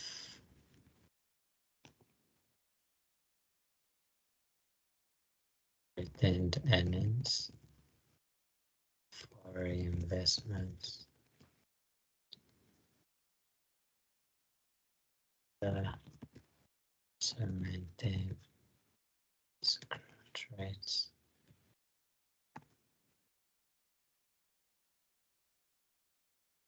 Yeah.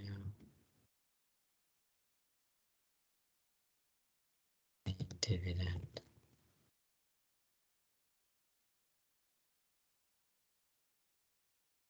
If so,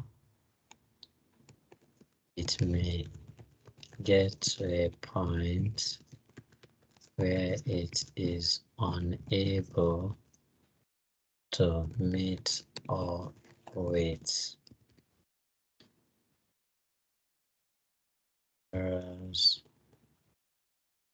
dividend expectations. What other problem did you mention? Yes.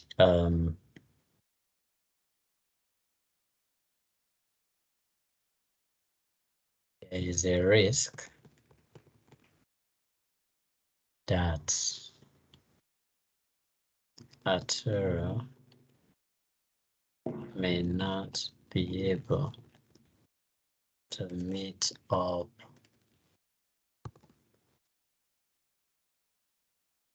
with the promise, even that a little fall in post-tax earnings of what BOA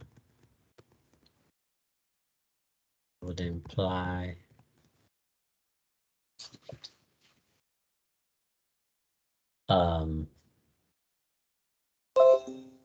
an inability to meet up with the amount of dividend expected. This thing is off again. Okay. The amount of dividend expected. Okay. So Then you guys also talk. So this second one is talking about that the fact that you are already at the terminal level. After all, there's no dividend payout ratio. Okay, wait. Let me be careful the way I say my point. After all, you're already close to 100%. The only way you can be higher than 100% is if you start paying out dividend from your reserves. If BOA starts paying dividend from its reserves. So what that the second point is saying is they are already near the break point. And every business has its ups and downs, right? So should there be any year where there's an increase in cost or a slight fall in revenue, or maybe even competition, as you guys mentioned, you know, they may not be able to pay up. So e.g. due to competition. Okay. Now I like the point about motivation. Yeah, motivation. But again, as I said, we have to be able to link it to Arturo. So I remember once working for a client. It was a government business. It is a government business entity.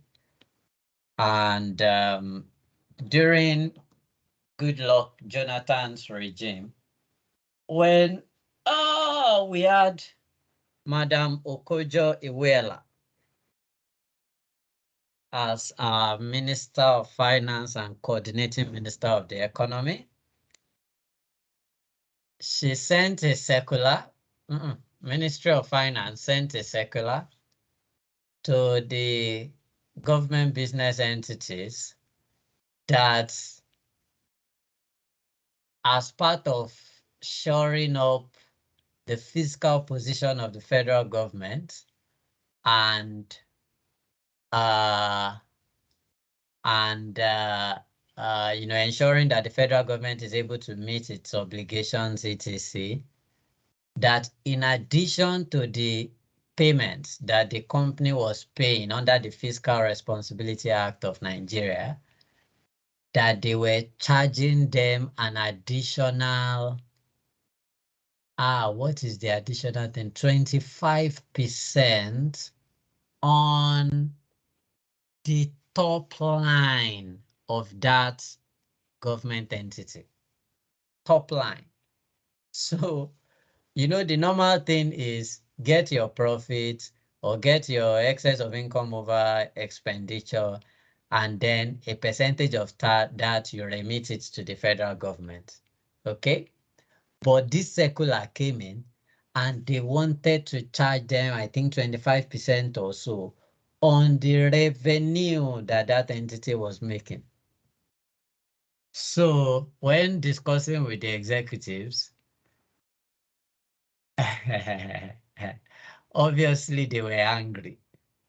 They were angry that how can we be working, doing all these things, and all these Aso Rock people just wants to be taking, this money? What's even the incentive for, doing all these things? Now, in addition to the lack of motivation, potential lack of motivation that it was going to cause, there were other, what's the name? Moral hazards, right? For example, some of the things I observed include, one, what do I call this? Okay, the reason why the Ministry of Finance said on the top line is because they found out that some of the ministries, departments, and parastatals and business entities of the government were incurring some expenses deliberately in order to minimize their their profit, so that the amount they remit to the federal government is lower, right? So that's why they said they wanted to be charging their top line. So this was to now started talking to me about, are there alternative ways we can present our revenue? Must our revenue? Unfortunately, I can't go into the details of what the entity does, okay? Because that entity could have had an alternative way it could have presented its revenue such that it's a smaller amount that 25% will be charged on. Please mute your mic if you are not talking.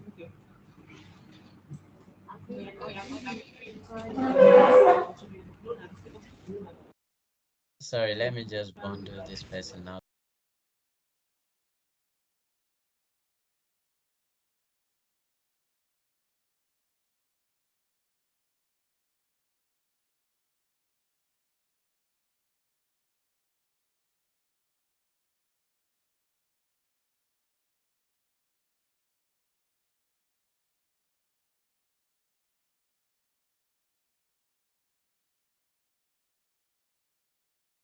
Shay, I think you're muted. Though.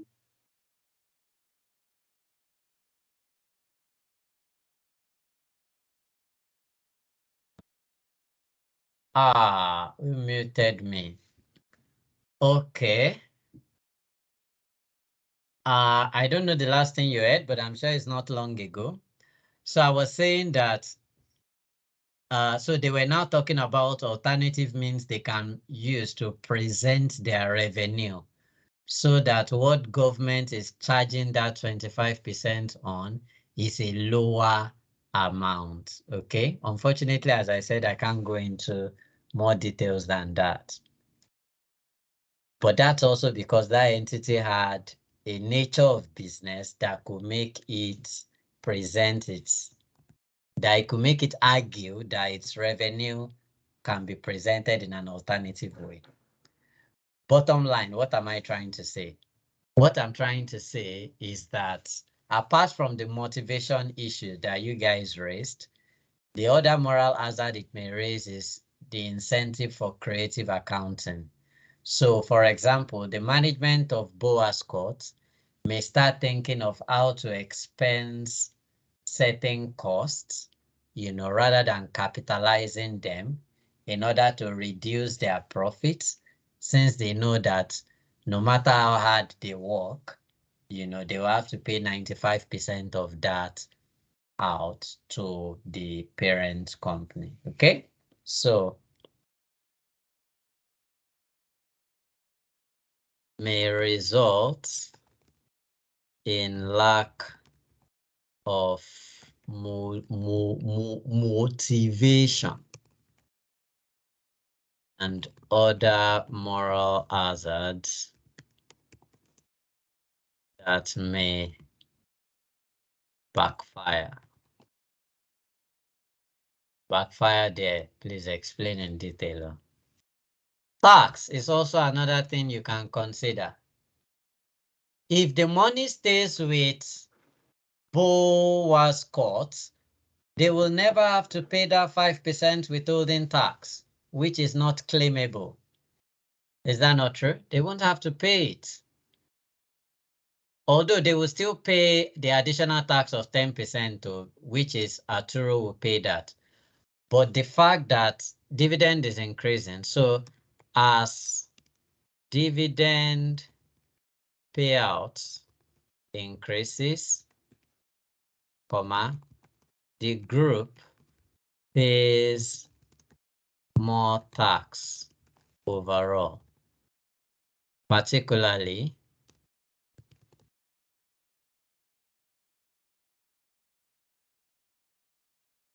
the tax paid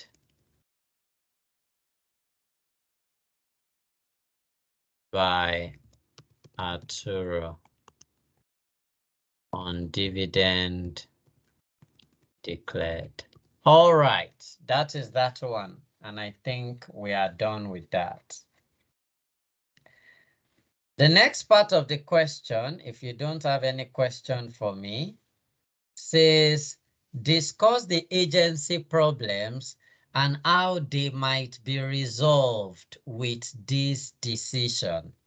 So I give you time to think, and when you are ready, let me know what is the agency problem and let me know how you think this can be resolved.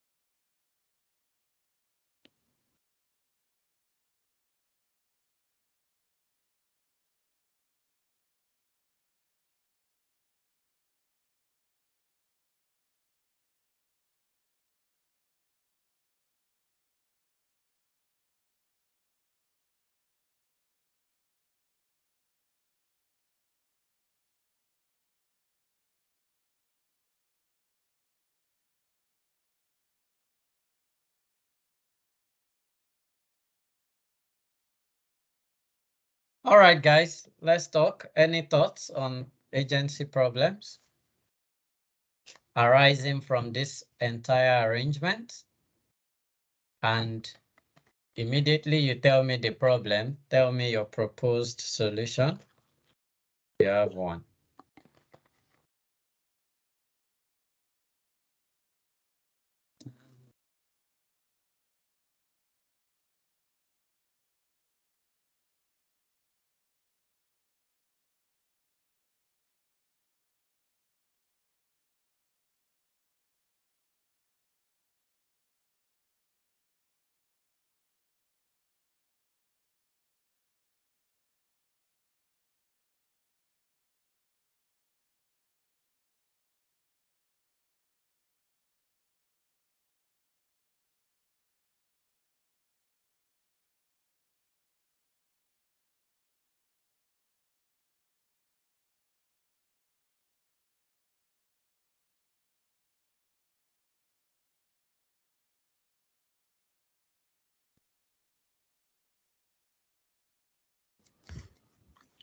Sir, please, can you hear me? Yes, I can hear you. So I want to try. Yes. So the agency problem I can see here is that there's a conflict of interest here because Auto Roscoe is supposed to act on behalf of Boa Scott as being their subsidiary by not like taking most of all their profits to pay dividend, but this is happening. That is the agency problem I can see. And the solution I would like to propose is from the illustration you gave. So I'd like to say Boa Scott should create another line of income or another stream of income that would actually give it income to actually satisfy their directors and other stakeholders. That's my thinking, sir. Sorry, say that income, they should give them income. I don't understand that one. No. So, like Boa Scott should create, like from the illustration you gave, Boa Scott should create another line of income or stream of income that could actually give Boa Scott, the company, more income that would actually satisfy their other stakeholders as well. Okay.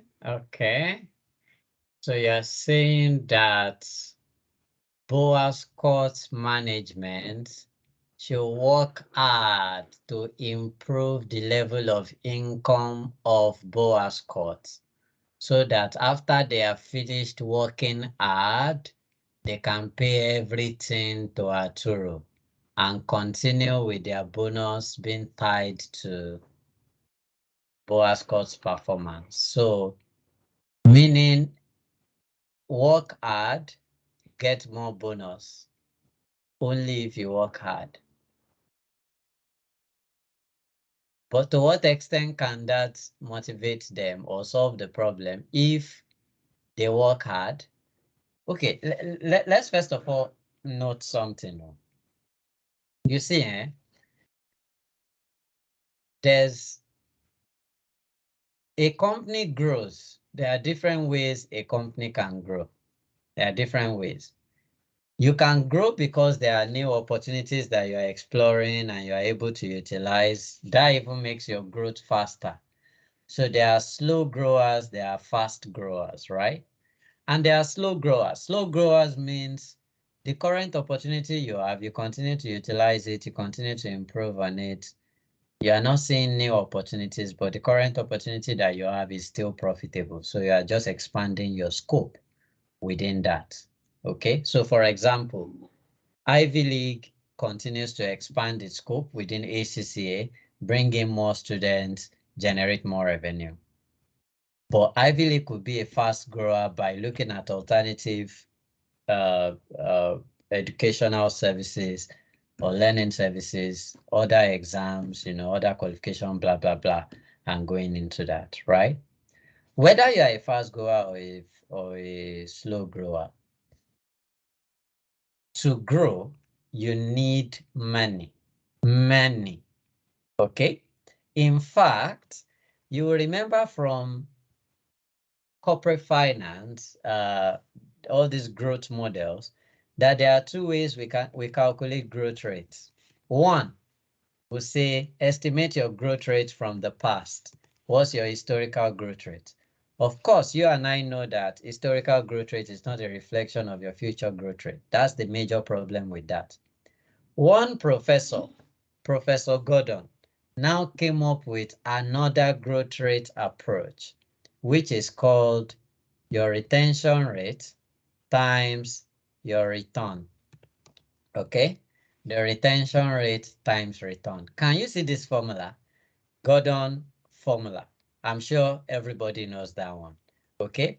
Retention rate times return. Do you know what Mr. Gordon is effectively saying? He is effectively saying if you make a return, so look at you now. You started with 1,000 naira or $1 million. Okay? You made a return of 10% first year. So that means your $1 million plus 10% return, which is $100,000, gives you what? $1.1 million. That $100,000 profit, you paid out everything as dividend, meaning you chopped everything. You went on vacation, you spent money anyhow, you spent everything. When you are going to start your next financial year, your personal new year, what are you starting with again? 1 million. You do another one, you get 10%. At the end of it, 100,000 again. What did you do to the 100,000? You spent everything. You start year 3 again with what? The same 1 million. But compare it with another company. Dividend payout, 0. Retention rate, 100%. So that means at the end of year 1, they will be starting year 2 with 1.1 million. By the time you add 10% on top of that, it will no longer be 1.1 million. It will now be 1.1 million and what am I saying? 1,110,000. Do you understand? So they are no longer, so at the end of year 2, they are now having 1,110,000. But you, the receive everything, eat everything, you are still having 1 million at the beginning of that year 3. So that's why Professor Gordon said, the more you retain your return, the more you grow. Because that retained funds is cheap funds. You don't have to source for it. It's already with you. And you can apply it back into the business and use it to expand your current return base. Okay? Now, herein lies the problem, Motolani, with what you have said. If you are saying that the solution to this problem is work hard, work hard, work hard, work hard, bring in more income, and then when that income comes, fiam, everything disappears. Work hard, work hard, work hard, bring in more income. Question, will Boa Scott grow? I doubt it. Another answer.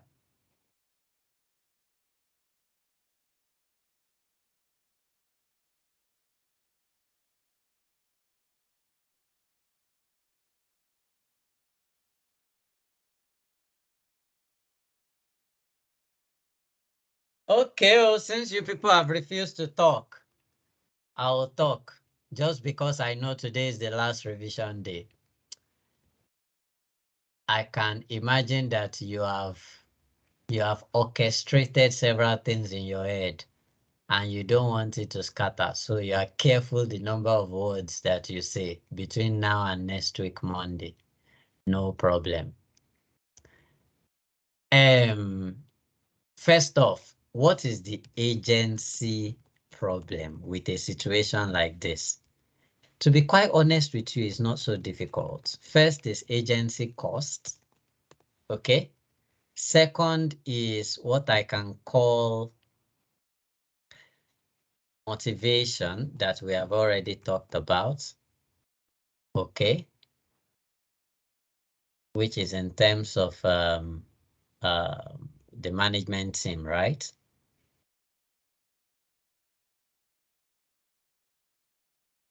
And another one that I thought of could be the issue of I think someone even mentioned that actually the first guy that spoke, although he said it in respect of the first part, loss of key staff.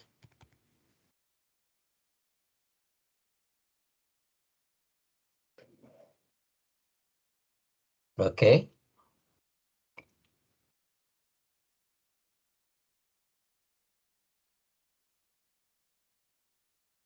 So when I say agency cost, what do I mean?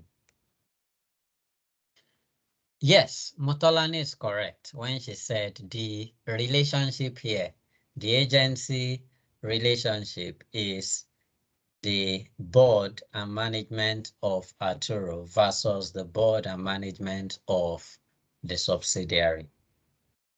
The principal is definitely the board of Arturo, while the agent is the management team of what? Boasco. Okay, now, see, I've worked on several group structures like this before, and I've seen different models.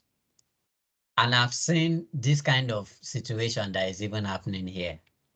Okay. And this kind of situation is not necessarily a problem, it's how you deal with it. Now, there are situations where you may have a parent company that does not trust the management of the subsidiary. If you don't trust them, change them. If you cannot change them, monitor them more, aggressive monitoring. If you want to do beyond just monitoring, stop them from making certain key decisions. Then another extent you can now take it to is any money they make, ask them to send it home. You see the 4 things I've said. What's number 1? You don't trust them. What do? Change them. Bring in the people you trust. And that's why when there's change of ownership, purchase of business, you will normally see that there will be some reshuffling because you want people that are loyal and allies and are competent, or in your own view. Competence sometimes is relative. Now, if you cannot change them, monitor them, monitor their activities. In addition to monitoring them, stop them from making key decisions, or maybe like restrict the amount of key decisions they can make. Any key decision, they may have to get approval from the parent. If you cannot, in addition to that, the 4th one being any money you make, we don't trust that you can reinvest it to generate adequate return on capital employed. So send it to the parent. So those things happen. Okay. But all these things that I've stated, they all have what? Agency costs. For example, agency costs can be tax burden on dividend payouts, as we have identified, because if that profit was being maintained at subsidiary level and plowed back, then the 5% you are going to be paying out on every profit you make and you declare as dividend, you will not need to pay it. Time spent monitoring is agency costs. Okay. Time spent monitoring everything. Are you recruiting? I heard you people want to recruit. How many people do you want? Did you get approval? Okay, yeah, send me the details. Send me the number of people you want to recruit. We need to provide justification. We even need to interview anybody who is manager level and above. All those things is agency costs. It's time required to monitor, to supervise, to check all those things that they are doing. Okay? Then, agency cost may also come in the form of distraction of HQ focus. Let me say, let's not use HQ here. What's the name again? Arturo's on its own core activities.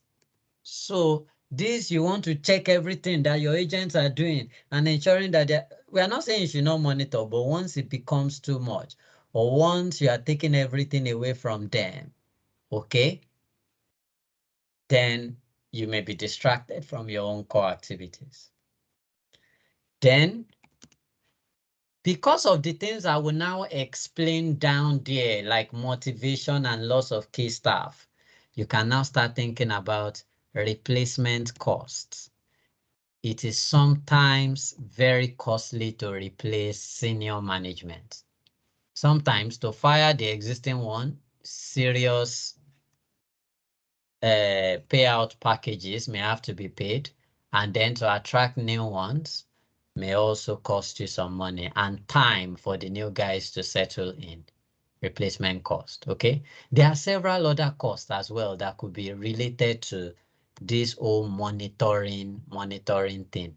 In fact, some groups may even invest in internal audits. The internal audit should be focusing on what the subsidiaries are doing, what's happening there, are they remitting what they are supposed to be remitting, are they declaring what they are supposed to be declaring, and all of that. That is additional cost.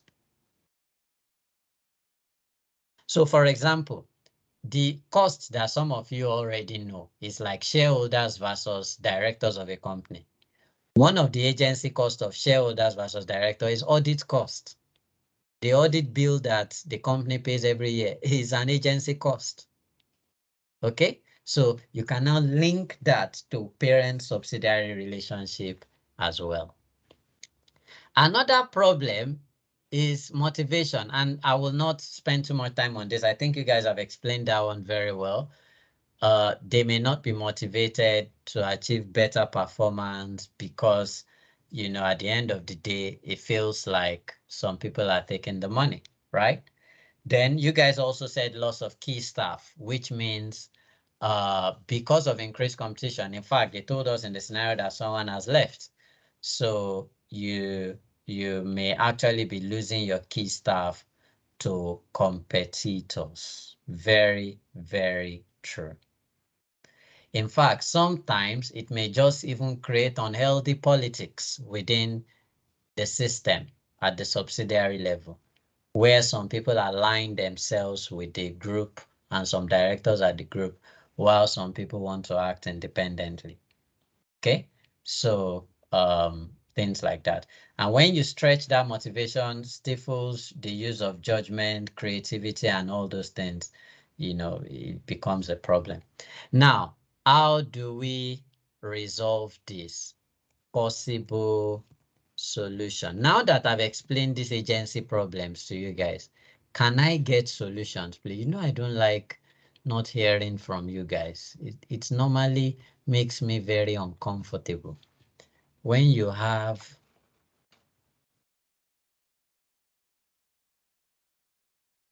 close to 40 people in the class and you people don't want to talk. Is a problem for me.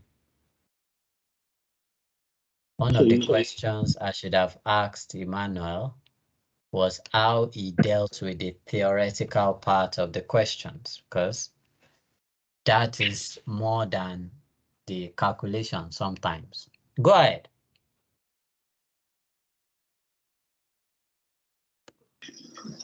I think one thing they need to do is also to look at linking the director's pay to their bonuses to the profit. Maybe they can do away with that and just give them a kind of pay rise. I think that would motivate them more than linking their bonuses to profits, which at the end of the day, everything is eroded to, you know, as in everything Okay. is limited to.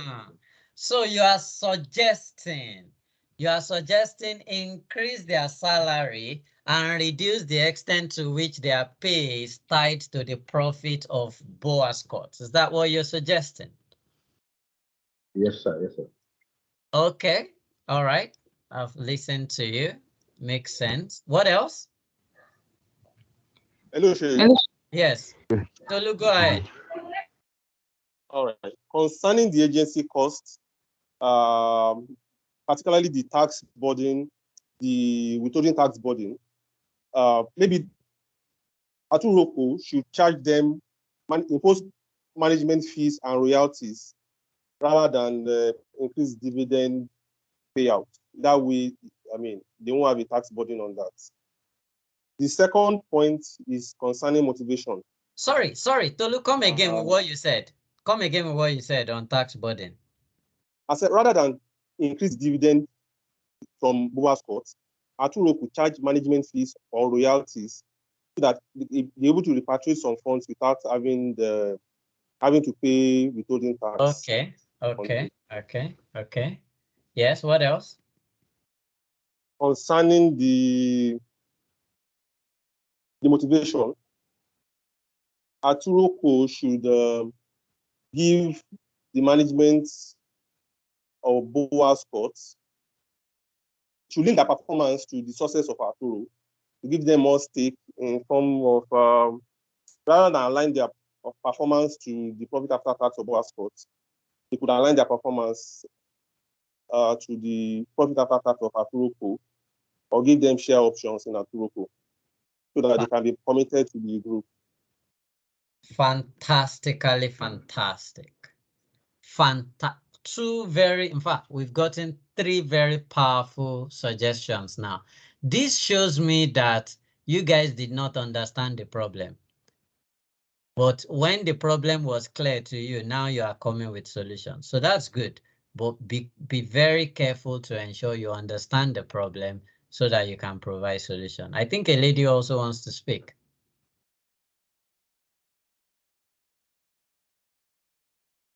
Sorry, I was just going to support what the 2 students had said, to say it also kind of addresses short-termism.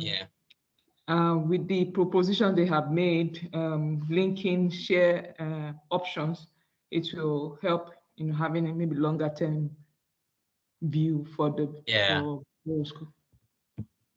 Yeah. So make a greater proportion of their pay dependent on make a greater proportion of their pay certain.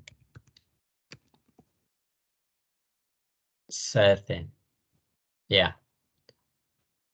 I'm sure you get the gist. Although you could have put it as reduce the proportion of their salary dependent on the profit of BOA's court by increasing their base pay, for example. So that's the first person. Then Tolu said something that I like. So he said you can still repatriate funds to what's the name?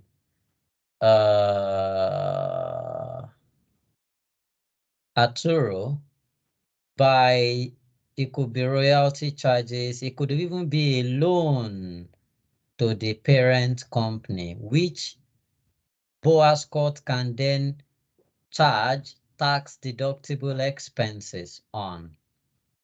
Okay, so loan to parent company, which you can, which Arturo can charge tax deductible costs on, like the interest they are paying on it.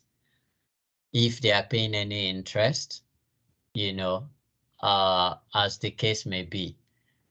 But that may also mean interest income will be taxed, at the BOA's court level. But if it is interest-free loan, then, that may not have withholding tax implications, depending on the tax rules in the country.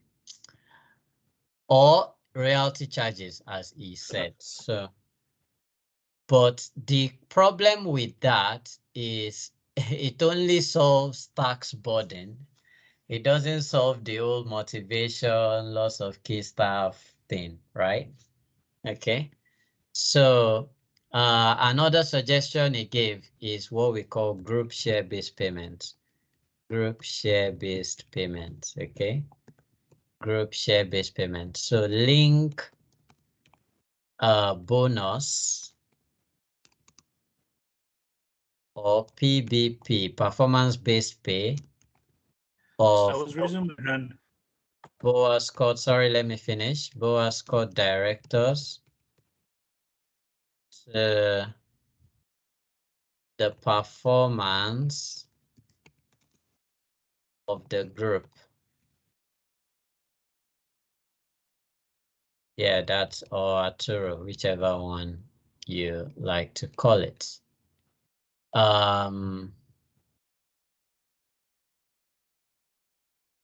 Okay, go ahead with your question. Or if it's answer. Quickly. Okay, so one question and one suggestion.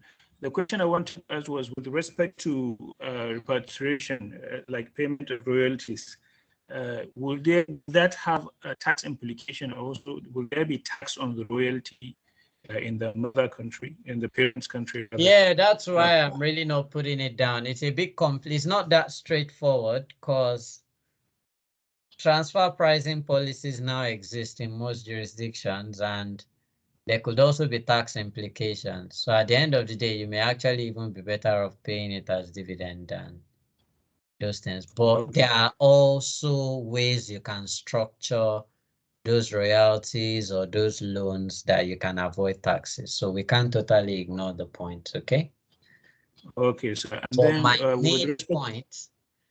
main point is it solves the problem for Arturo. It does not solve the problem for Boa Scott.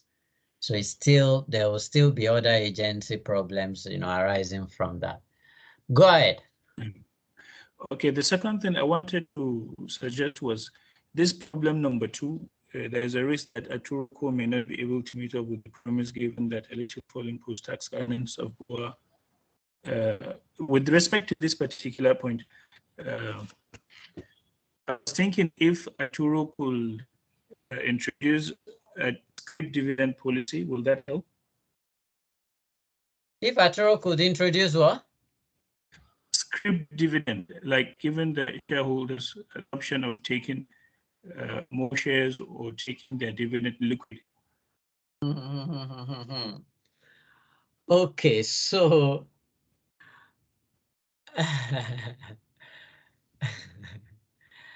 cash flow, say cash flow. People want money. There are some shareholders called dividend shareholders. Why? Some of them, their monthly rent is dependent on that dividend that you are paying quarterly. In fact, there are some companies in other parts of the world that pay dividend monthly. Do you understand? Popularly, companies in America pay dividend quarterly. In other sides of the world, half year. Okay? So people use those dividends to meet obligations. If you are not giving them scrip dividend, that's not cash. Okay? And scrip dividend perhaps may even depress your share price further.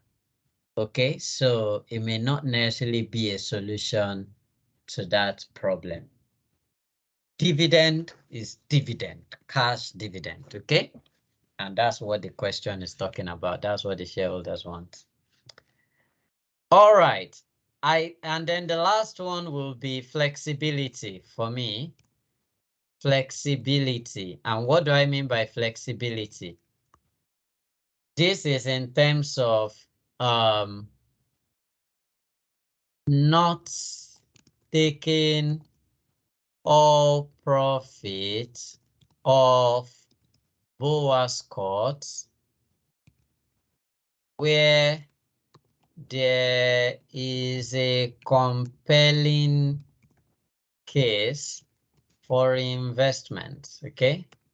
So at least give the management of BOA Scott that ability to tell you, gentlemen and ladies of the board, we have identified an opportunity that will create abnormal or exceptional return. And we believe we need to seize this opportunity, blah, blah, blah, blah, blah, blah, blah. Hence, Instead of our 95%, 100% payout, we will only be able to pay 50%.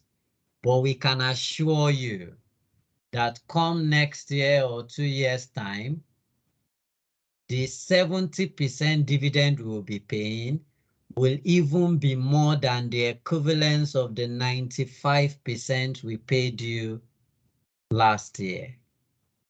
I'm sure you understand what I mean. When your profit pot grows significantly, just 70% of that may even be more than the 95% of a small profit you were paying in the past. So give that flexibility, allow that flexible option. And that may mean that Arturo Co may have to then reduce its own investment in assets because the profit opportunity exists at the subsidiary level. So that's what I mean by introduce some form of flexibility. All right, ladies and gentlemen, thank you for that one. It's exactly 5 o'clock by my time. Let's take a 15-minute break and then we'll come back for another question.